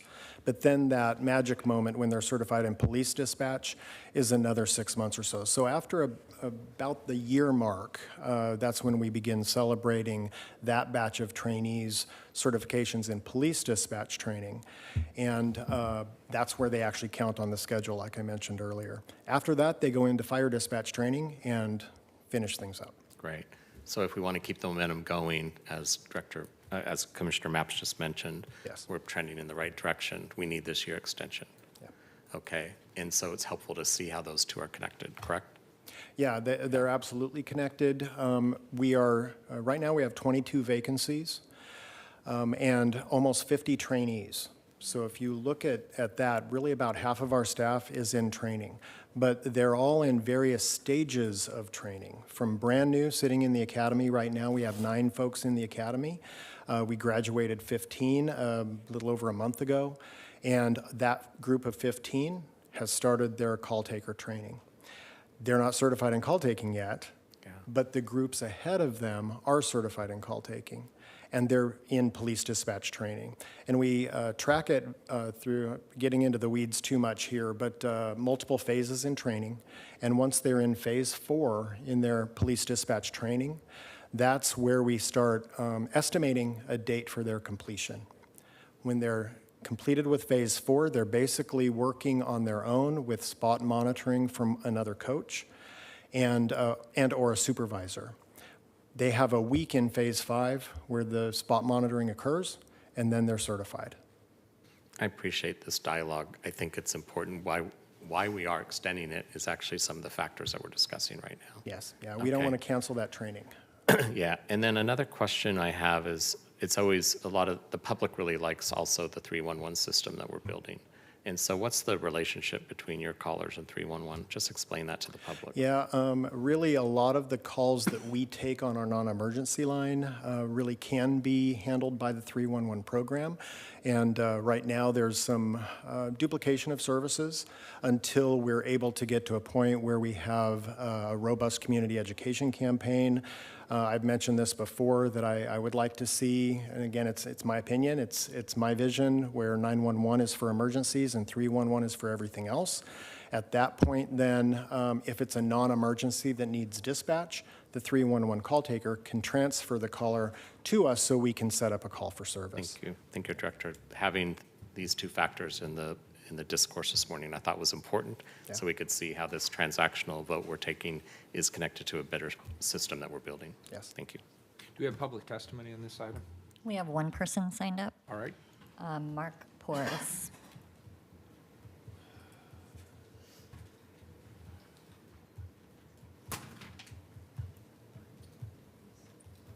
Mark is joining us online. Yes, good morning. Can you hear me? Yep. Great. Good morning, Mayor and Commissioners. For the record, my name is Mark Porras. I use he, him pronouns, and I'm with the group Portland Cop Watch. We appreciate this morning's presentation and your discussion. The letter of agreement you're considering for approval today will increase the amount of money paid for overtime to BOEC employees represented by the Portland Police Association by $770,000. As we heard, and as Exhibit A states, all operational overtime work, both voluntary and forced, will be paid at double time. The collective bargaining agreement between the city on behalf of BOEC and the Portland Police Association, which, as we heard, is now 2 weeks beyond its expiration date, and it covers dispatchers and call takers. We're concerned that the Portland Police Association represents both sworn police officers and dispatchers and call takers in separate bargaining agreements. We also recall that the mayor recently asked to increase PPB's budget for the current fiscal year by $500,000 for overtime for police officers. We understand that BOEC is shorthanded and you're attempting a temporary fix by offering call takers and dispatchers double time instead of doing that harder work of hiring and training more workers. And we look forward to a day when the city prioritizes employing more people to do the work rather than throwing extra money at its already overworked public servants and asking them to work even more. Thank you. Thanks, Mark. Can I comment on that? Yeah, go ahead. Commissioner Gonzalez. So Mark, I just want to make an observation here. The importance of this investment in 2X overtime is precisely to invest in our pipeline of professionals. And it is to incentivize making trainers and peer support available to invest in our pipeline. This is a short-term investment for long-term payoff. So I think your comments missed the mark on that. This is truly to get more call takers and dispatchers into our system. Thank you. Yep. Thanks for that response. And yeah, I do hope that this really increases the capacity with BOEC, and that this is the last time that the city ever does have to offer double time for city workers. Thanks. Thank you, Mark. Next up, please, 5-8, oh, gee, we have to vote. Any other discussion? Call the roll. It's an emergency ordinance. Gonzalez. I vote aye. Maps. I want to thank staff for the presentation today, and broadly, I think we've seen several BOIC items come before us. I'm really impressed with the work that's being done in this space. I think you point towards a model for how we can rate some other programs and bureaus in the city. Some of the things I take away from the BOIC space right now is the importance of achieving proper staffing levels, technology. We're seeing that come online with the non-emergency number, training, which is why we have one of the best 911 dispatchers in North America, and also just having really great people like Bob and the other folks that we've met with at BOIC today. So I think you're teaching us a lot of lessons. You're doing a lot of great work, despite the fact that we see our call volumes continue to increase. Really appreciate all the great work being done at 911, and I am glad to vote aye. Rubio. I just want to appreciate the presentation by Anne Marie and Director, I almost called you Doctor again, Director Kazi. Very, very promising results from this stretch of time.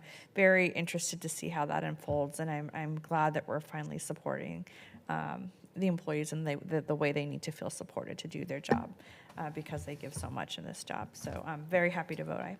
Thank you. Ryan. Yes, thank you, Director Cossey. And I have to say, your adaptive leadership is appreciated and it's seen. Your vision's really clear and your implementation solid. I'm glad that we had the dialogue about the factors that will allow us to not keep doing this extension a year from now. I vote aye. Thank you. Wheeler. Last year, against a backdrop of compulsory overtime and what we heard earlier today, obviously very demanding work, we began this pilot program to incentivize supervisor training. And so I'm glad to hear that the pilot has been successful and it's proven to be a viable stopgap while training as well as the restaffing work is underway. I also want to thank our bargaining team and the people working tirelessly to support public safety while also adding to the ranks. I will also say, Mark, this will not be the last time. We'll look at overtime incentives. The bottom line is one of the consequences of the COVID pandemic is people are reevaluating their own time. And frankly, people value their time more today than they did 4 years ago. And that is factually demonstrable by the fact that we used to have people sign up for overtime. In the police bureau, there was a line of people who wanted to work overtime. Not anymore. People work their hours, and if we want them to come back and serve overtime, whether they're in BOIC, whether in the Fire Bureau, whether in the Police Bureau, then we have to suitably compensate them for that time that will no longer be the time they spend with their families or time they spend at home or time doing other things. If they're going to be asked to come in and work additional hours, then we have to compensate them for that. You can shake your head no all you want, but the bottom line is you wouldn't take the deal either if there wasn't dollars involved. That's the reality. This is not volunteer work. I vote aye, and the ordinance is approved. Thank you. Thank you.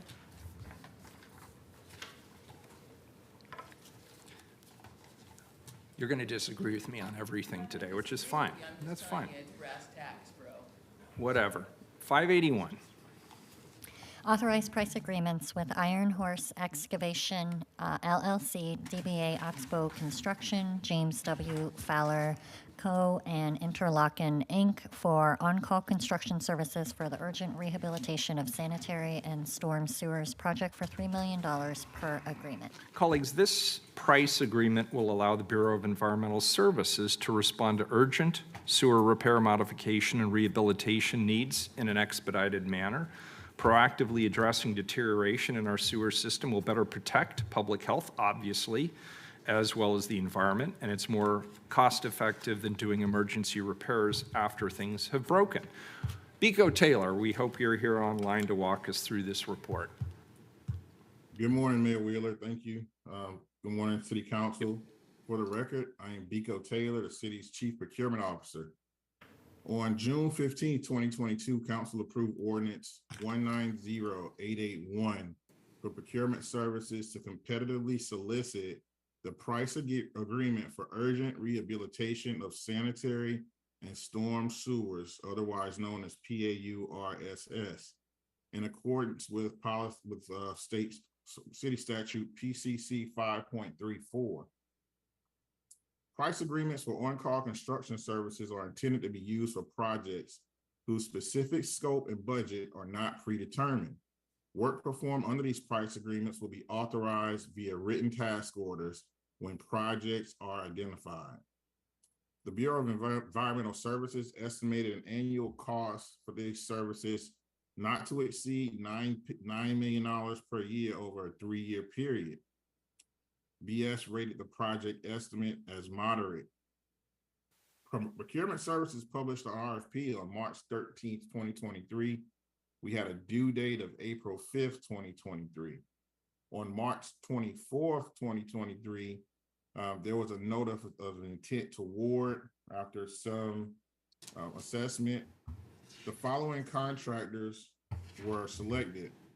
The first was Iron Horse Excavation, LLC, which does business as Oxbow Construction. Iron Horse is located in Troutdale, Oregon, and is a state COVID certified DBE WBE contractor. The second was James W. Fowler Company.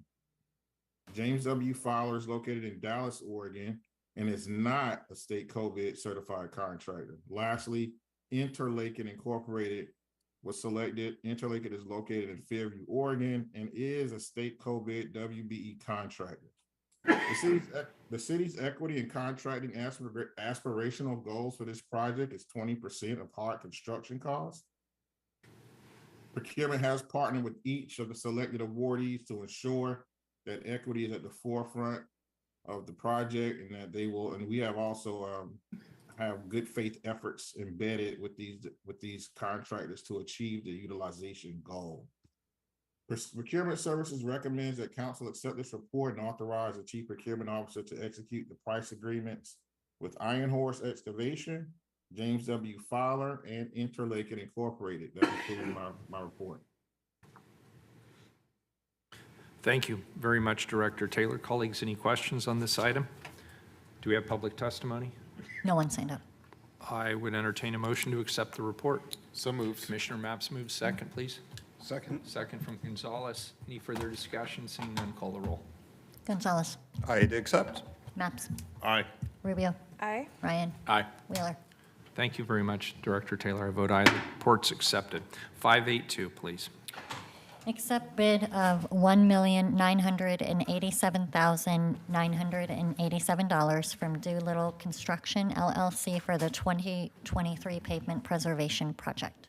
So this is a Portland Bureau of Transportation project. It's from their pavement preservation project. It'll use various techniques to reduce the need for more intensive rehabilitation and reconstruction work around the city. Same theme as the last one, except we're talking roads instead of sewer pipes. Bico's here to walk us through it. Director Taylor. Thank you, Mayor Wheeler. On April 26, 2023, council approved ordinance 191253 for this project. The engineer's estimate for the project was $1.884 million, and the confidence level was medium. Procurement Services issued the invitation to bid on May 10th, 2023, with a due date of June 8th, 2023. In total, we received 2 bids. Doolittle Construction LLC was the low bidder and is the recommended awardee. Doolittle's bid came in at $1.987 million, which is approximately 5.5% above the engineering estimate. PBOT offered context into why the bid came in 5.5% above the estimate. They say the bid came in higher than estimated due to the specialized nature of the work and the current high costs in labor and materials. The Bureau finds the lowest responsive bid reasonable and within budget for the project. The city's standard 20% aspirational goal does apply to this solicitation. And here's a breakdown of the utilization. 70% will be performed by Doolittle, 5% will be performed by COVID contractors, 25% non-certified contractors. You note that we did not meet the aspirational goal on this project. If you notice, this is a very specialized type of pavement preservation that's called microsurfacing. On the mayor's report, it's listed as striping. So I want to make that designation. This is not striping. This is pavement preservation, and it is aptly known as microsurfacing. So it's highly specialized work. We are not making excuses, but we do not have many minority contractors that can perform microsurfacing under these circumstances. Doolittle is located in, can't even pronounce it, Snoqualmie, Washington. I apologize if I mispronounced that. Nope, that's it. That's it. And they are not a state COVID contractor. They have a current City of Portland business tax registration and in full compliance with all of our contracting requirements. If there are any questions about the procurement process, I'm happy to answer them. If not, we have PBOT's project manager, Scott Bryan, on the call. This concludes my report. Thank you, Scott. Did you have anything you wanted to add? No, I think that covered it pretty well. As Biko points out, this is highly specialized work. Only a handful of contractors on the West Coast that do this work, and it's primarily self-performed. All right, it seems like a smart idea. Any public testimony on this item? No one signed up. Colleagues, any further questions? This is a report, and I'll entertain a motion. So moved. Commissioner Mapps moves. Can I get a second? Second. Commissioner Gonzalez seconds. Any further discussion? Seeing none, please call the roll. Gonzalez. Aye. Maps. Aye. Rubio. Aye. Ryan. Aye. Wheeler. Just glad to see this. This is smart strategy. Thank you for doing it. I vote aye. The report's accepted. 583, please, an emergency ordinance. Authorize intergovernmental agreement between Portland Police Bureau and State of Oregon Department of State Police to provide access to the automated biometric identification system. Colleagues, with us today is Derek Newton from the PPB Forensic Evidence Division to introduce this item. Welcome, sir. Morning. Thank you for being here. Thank you. Good morning, Mayor and Commissioners, and thank you for the opportunity to represent the interests of the Police Bureau and the Forensic Evidence Division on this matter. This IGA seeks to continue access to the Automated Biometric Identification System, or ABIS, as provided by the Oregon State Police. This arrangement also grants the Police Bureau access to regional and national biometric databases through the Western Identification Network and the FBI. With its affiliation to WIN and the contribution from WIN's 8 Western state members, the Forensic Evidence Division can continue to take advantage of technology that is critical to providing vital services. Among these tasks are 3 specific assignments that would be adversely affected by an interruption of services. Working in concert with detectives, experienced criminalists respond to crime scenes day and night in order to document and collect evidence, which includes latent fingerprints. These prints are then searched against regional and national databases, and the results are relied upon as direct scientific evidence to be presented in a court of law. Our highly trained and professional 10-print examiners obtain, search, and identify by fingerprint comparison all subjects in custody and booked into the jail. Members also work in concert with the Personnel Division to collect and submit Bureau applicant and contractor information to OSP in accordance with Criminal Justice Information System requirements. The prior IGA for this service with OSP was initiated in 2013 and will expire on July 30th of this year. The 5-year agreement was capped at $91,000. The maximum payable amount to OSP under the proposed 5-year agreement is $100,080 and would take us to June 30th of 2028, where I would expect to be in front of you to request another 5 years. The Forensic Evidence Division of the Portland Police Bureau is nationally known for its proficiency in forensic fingerprint identification. And in my estimation, no organization in the country does it better. This is due in large part to the longstanding relationship with OSP and the Western Identification Network. I believe you have in front of you the IGA, the requested ordinance in authorization, and an impact statement. I'm certainly will do my best to answer any questions that you may have to facilitate acceptance of the agreement. Thank you. Colleagues, any questions? Public testimony? We have one person signed up, Mark Porras.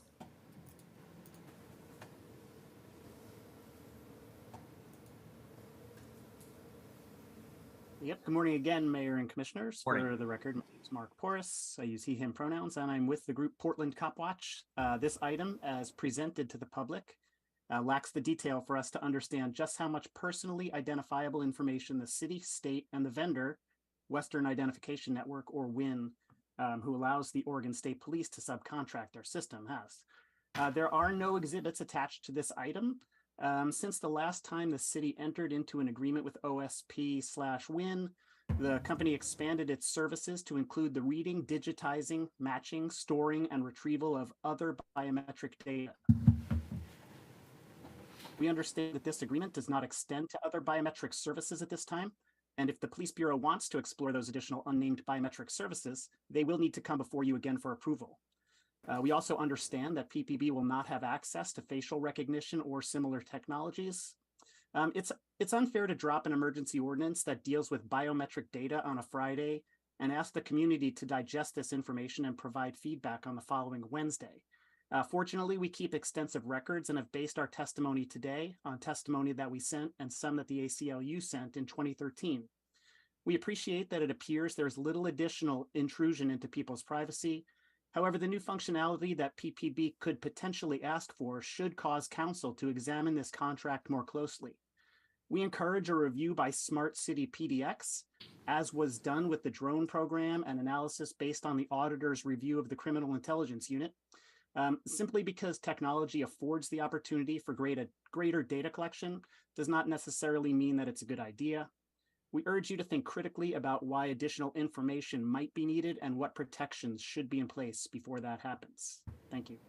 Thanks, Mark. Any further discussion? This is an emergency ordinance. Call the roll. Gonzalez. Aye. Maps. Aye. Rubio.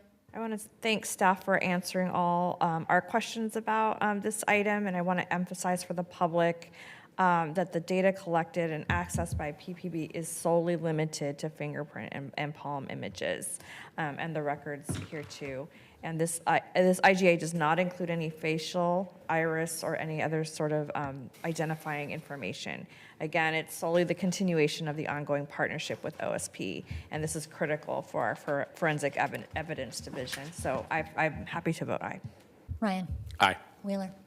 Thank you, Mr. Newton, for being here and presenting this agreement. Clearly, from my perspective, this service is integral to the work of law enforcement agencies in the normal course of business.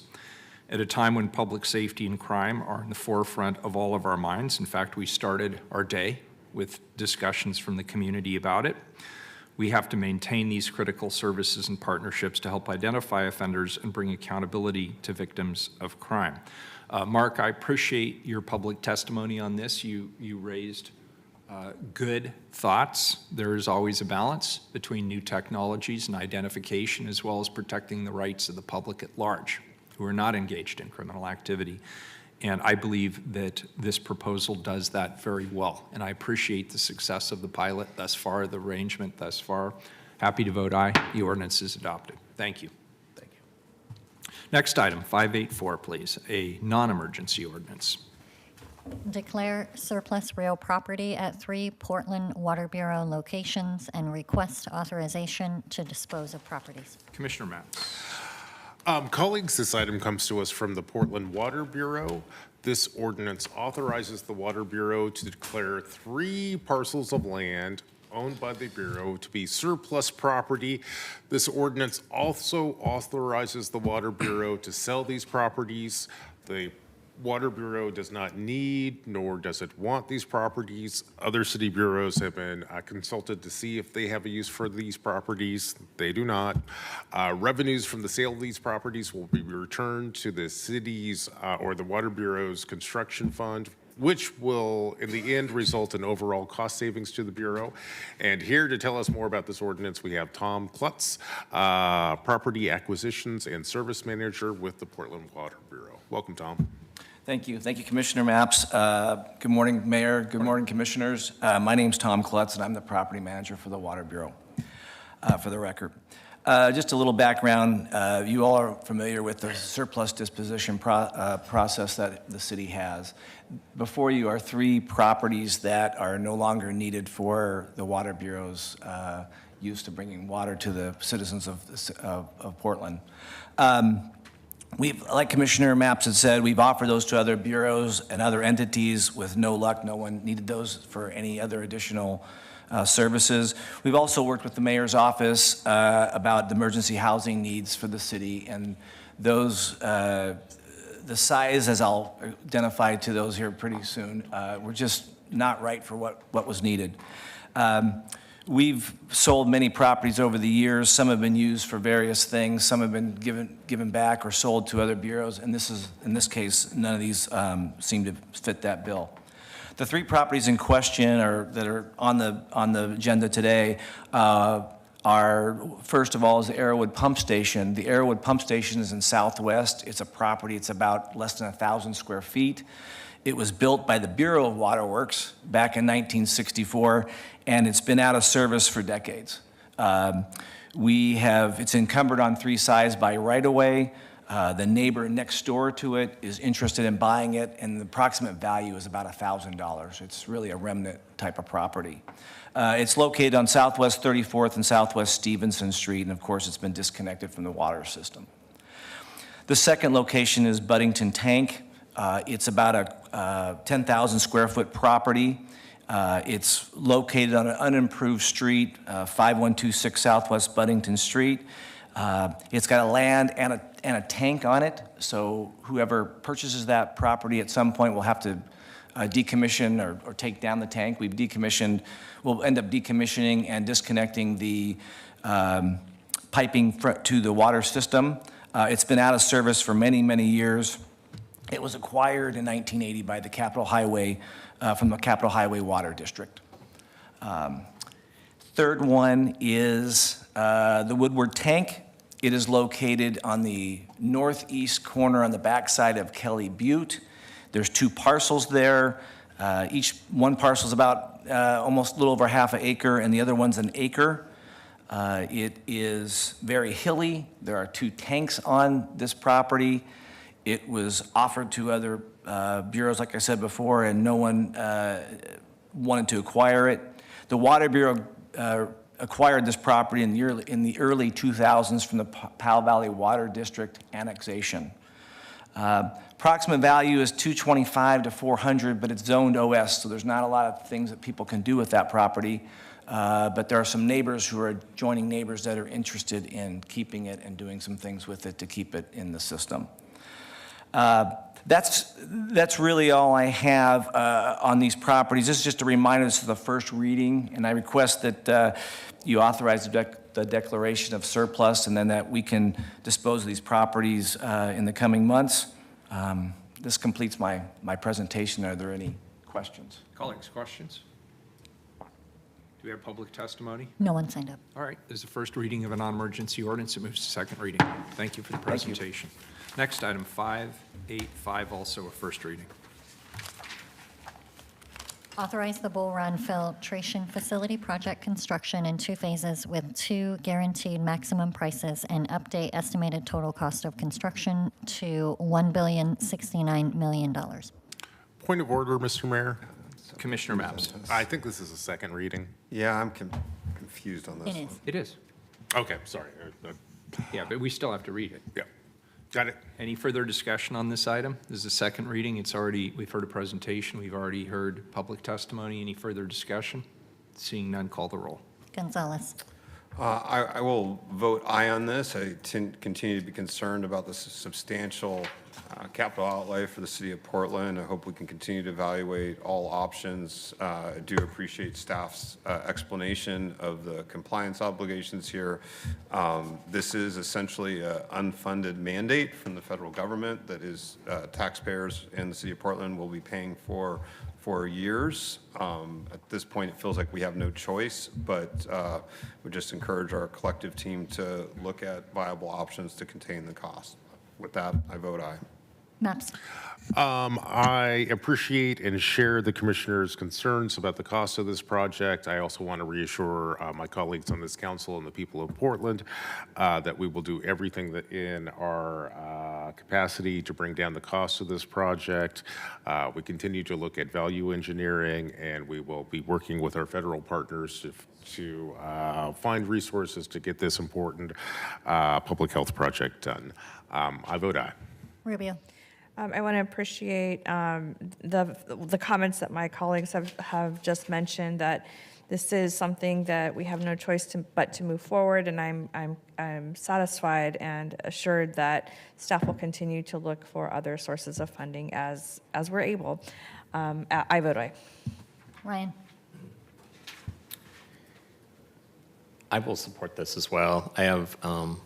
We all have the same concerns, and we're hoping that when the infrastructure bills passed by the good colleagues in Congress and signed by the president, that this is exactly what they would fund. So Commissioner Mapps, I'm rooting for you and anything we can all do to help, to get some help from the federal delegation, because we all know that it started out, I think when was it first brought up? It was in, let's see, I dug in a little bit yesterday, 2017 of August. It was a different project. It was a water treatment facility at $500 million, and now we're at 1.8, almost 1.85 billion. And so we're all looking at this and saying, and this is pre-dig. So, and the factors that we're dealing with out in the construction right now aren't favorable to our concerns about bringing down the cost. So to me, it seems like we're chasing some revenue that's hopefully ripe fruit. And that's something we all want to focus on. Also, I want to say that there's nothing more important for the people who live in this area than having long-term clean water. This is our most precious asset we have, and we're fortunate to live in Portland, Oregon, near Bull Run, and we got to do everything we can to bring this one home. It's important for the long term. So I'm supportive with all the caution that we talked about, and I do believe it's a focus for the entire council to work with you to bring some of those investments to the city of Portland. I vote aye. Wheeler. I want to thank you, Commissioner Mapps, and Director Solmer, as well as the Water Bureau for their work on this important project. As I mentioned last week, I've directed OGR to assist in identifying and helping to pursue additional federal resources for this project, something that this council is aligned on. I'm concerned that the public will continue to bear the skyrocketing cost of the Bull Run filtration facility. Given that this project is a mandate by the federal government, I believe that they should also help us to offset the cost of that mandate. I vote aye. The ordinance is adopted. Next item, 586, second reading. Authorize the Bull Run Filtration Pipelines Project construction in 2 phases with 2 guaranteed maximum prices and update estimated total cost of construction to $404 million. Any further discussion? Please call the roll. Gonzalez. I vote aye. Mapps. Aye. Rubio. Aye. Ryan. Aye. Wheeler. Same comments, I vote aye. The ordinance is adopted. 587, please, the second reading. Add dry wells and other underground injection controls code to regulate dry wells and other stormwater facilities. Any further discussion? Seeing none, please call the roll. Gonzalez. Aye. Maps. Aye. Rubio. I want to thank Matt Rosal for presenting to council a few weeks back. I vote aye. Ryan. Aye. Wheeler. The Bureau of Development Services needs clear regulatory authority to regulate dry wells and other stormwater management facilities that are not regulated by BES. That being said, I vote aye. The ordinance is adopted. Our final item for this morning, 588, an emergency ordinance. Amend contract with Walker Macy LLC for additional design services for Park Lane Park Development for $64,316. Commissioner Ryan.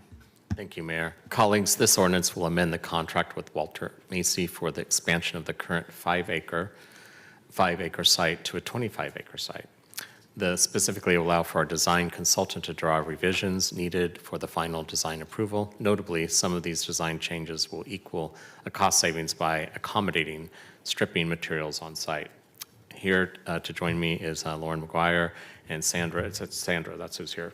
I had a list of 4 people, but you're the only one I see, Sandra. I'm glad you're here. Take it away. Okay, thank you. Good morning. Yeah, the contract for Walker Macy to finish the design work on this project we need to have an amendment that takes us over the 25% threshold. So requesting it as an emergency because it's critical to keep the project on schedule. The value of the original contract was $1,189,848, and this will be the 5th contract amendment. The specific design changes included our engineering for an additional restroom building and cost-saving earthwork changes that Commissioner Ryan just mentioned.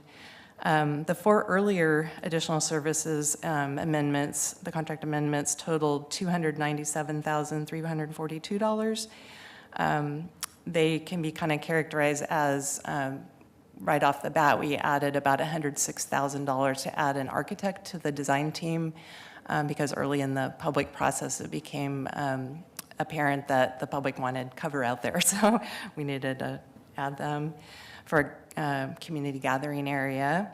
And then we had another $163,000 something to add, well, a lot of additional technical site investigation. As the project became, went into design, it became obvious that we needed to do some more testing, reporting that included methane gas and irrigation well assessment, hydrogeological evaluation, and a higher level of construction administration services would be needed.